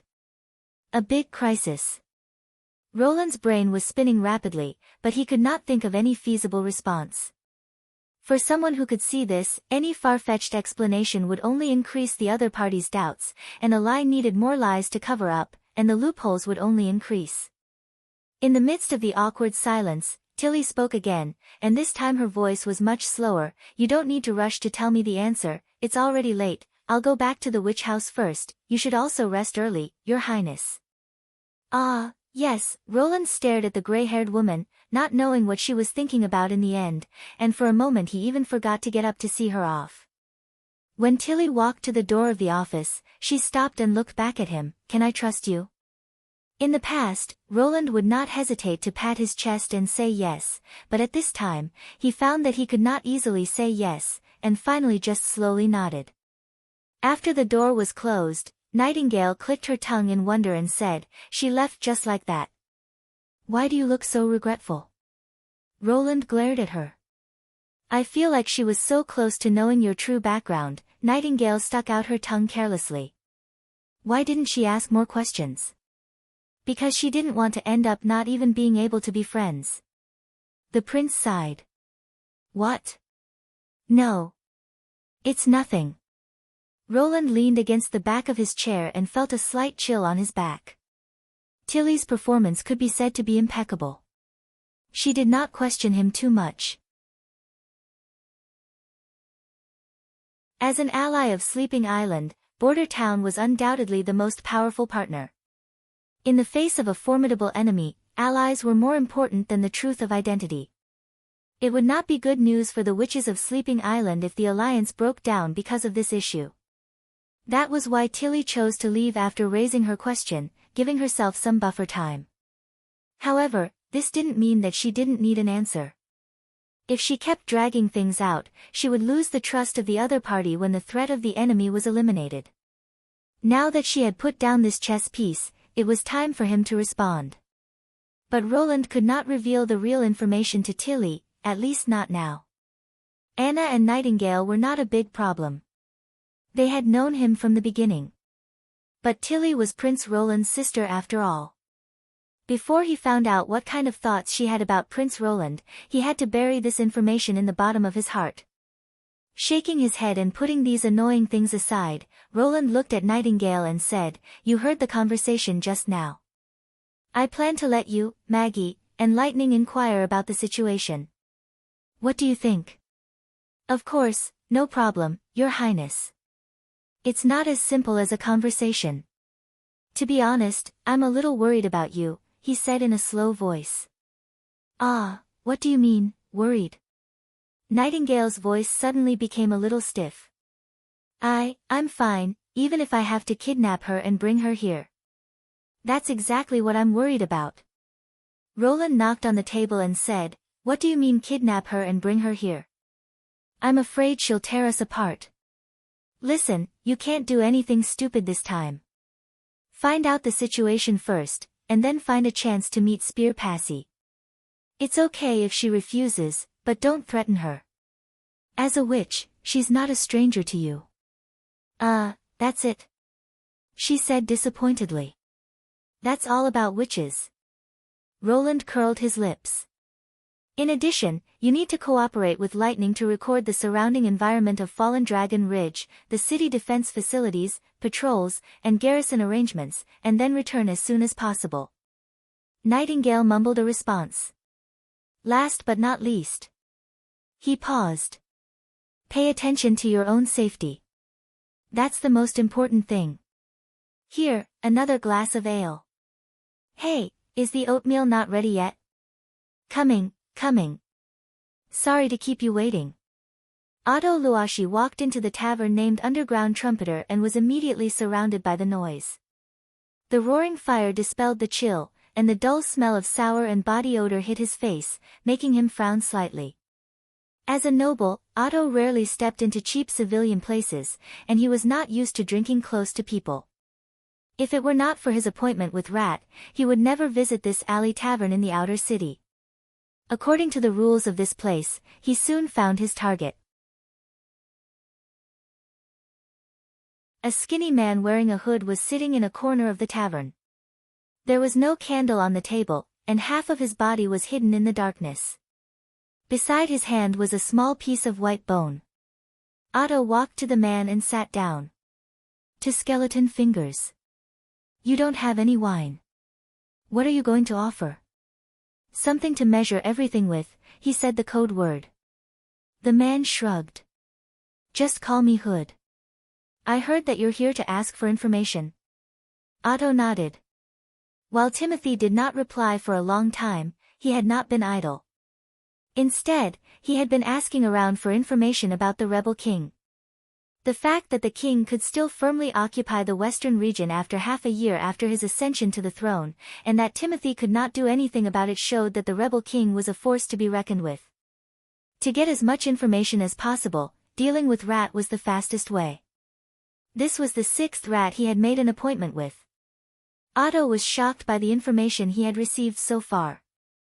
The legendary rebel king, Roland Wimbledon, the 4th son of Wimbledon III, not only did not show any signs of decadence, but even issued a challenge to the new king, claiming that he would take the initiative to overthrow Timothy sooner or later. Moreover, Timothy had not only said so, but had also really done so. Although Timothy had tried his best to conceal the news, Otto had still noticed the strangeness of the collapse of King City's buildings. If this news was true, then the value of forming an alliance with Timothy would be very questionable. He had to get to the bottom of this to prevent the Kingdom of Dawn from falling into trouble. "That's right," Otto Luashi said in a low voice. "I want to know what the loud noise and collapse of the palace in King's City were about 3 months ago."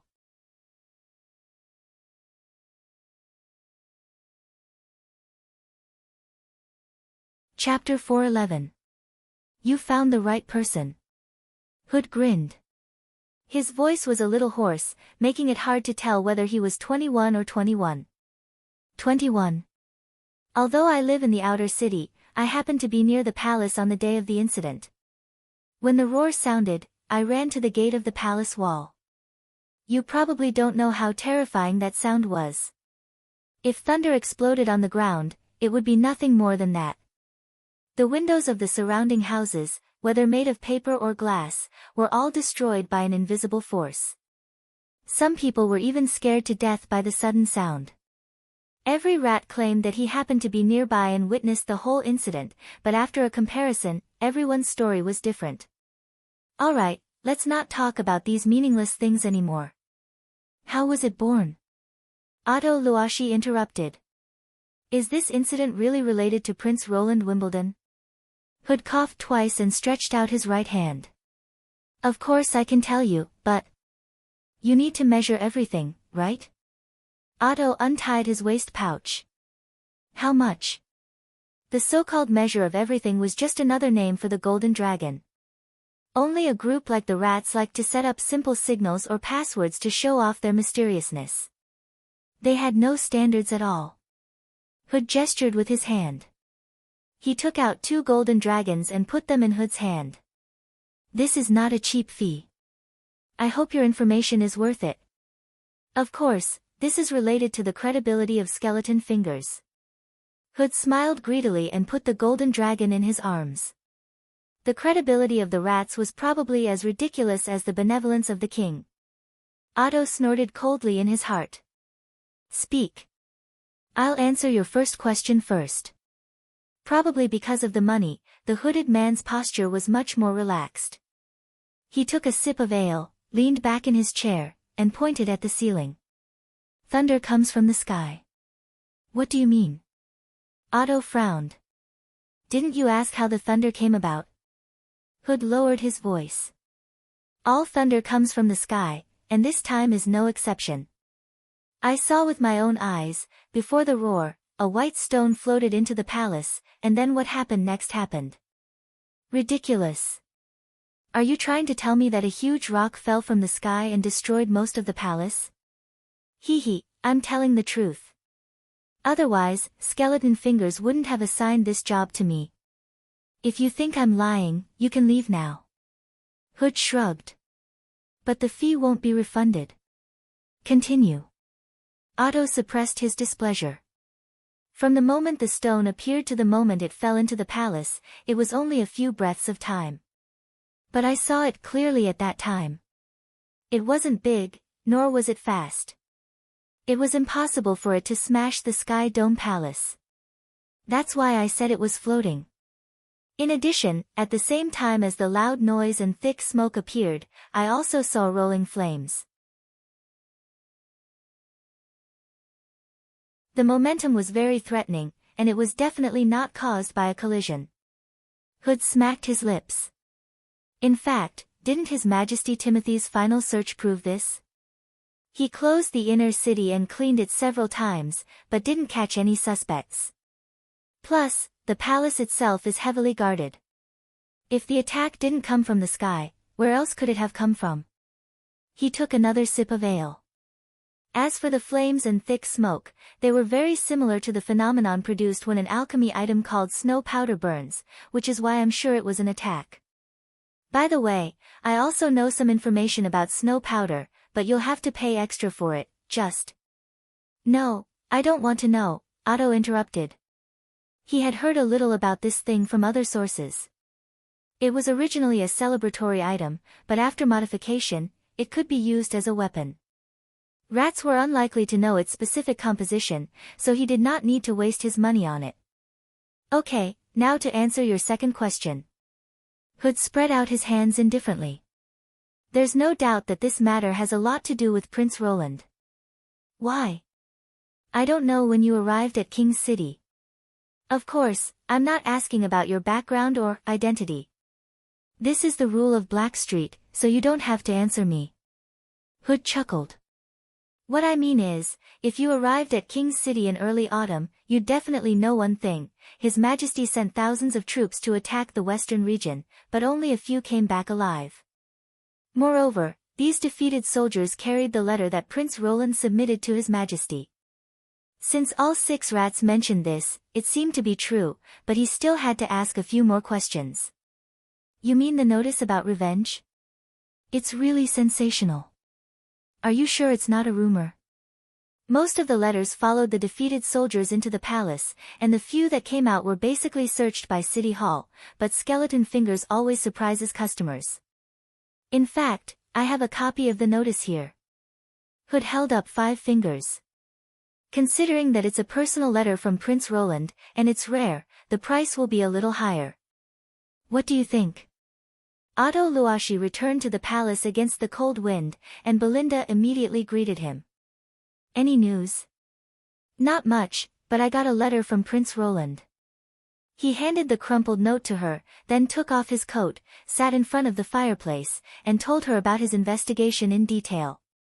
The 6 rats basically gave the same answer to the second question. With this note, the result should be clear. Roland Wimbledon is not as weak as His Majesty said. In fact, it's the opposite. If the Kingdom of Dawn forms an alliance with Timothy, it may not benefit them at all, and they may even make themselves a troublesome enemy. But the rats all gave different answers to the first question, Belinda said with a frown. This proves that the attack was very strange, and almost no one knows how it came about. I'm actually starting to believe the last rat's words. Otto took a sip of hot tea and let out a long sigh. After staying in the cheap tavern for too long, he felt uncomfortable all over. From the sky. Belinda looked at him in surprise. Are you crazy? Of course not. If I hadn't seen this letter, I wouldn't have dared to think in this direction. He's very confident about the time and place of attack. Only by attacking from the sky can he cross the towering city walls and tight defensive lines, and even the well-informed rats don't know about it. He curled his lips. But that's not the point. The point is what we should do next. The threat of the church is imminent. They should stop fighting and unite against the foreign enemy. That's not for us to decide. Otto shook his head. The only thing we can do is to try our best to win over a reliable ally for the Kingdom of Dawn. His Majesty Timothy Wimbledon doesn't seem to be reliable. Do you want to go to the western region? Belinda was slightly startled. Isn't that place affected by the months of demons and in danger? It's nothing compared to the danger of the kingdom's destruction.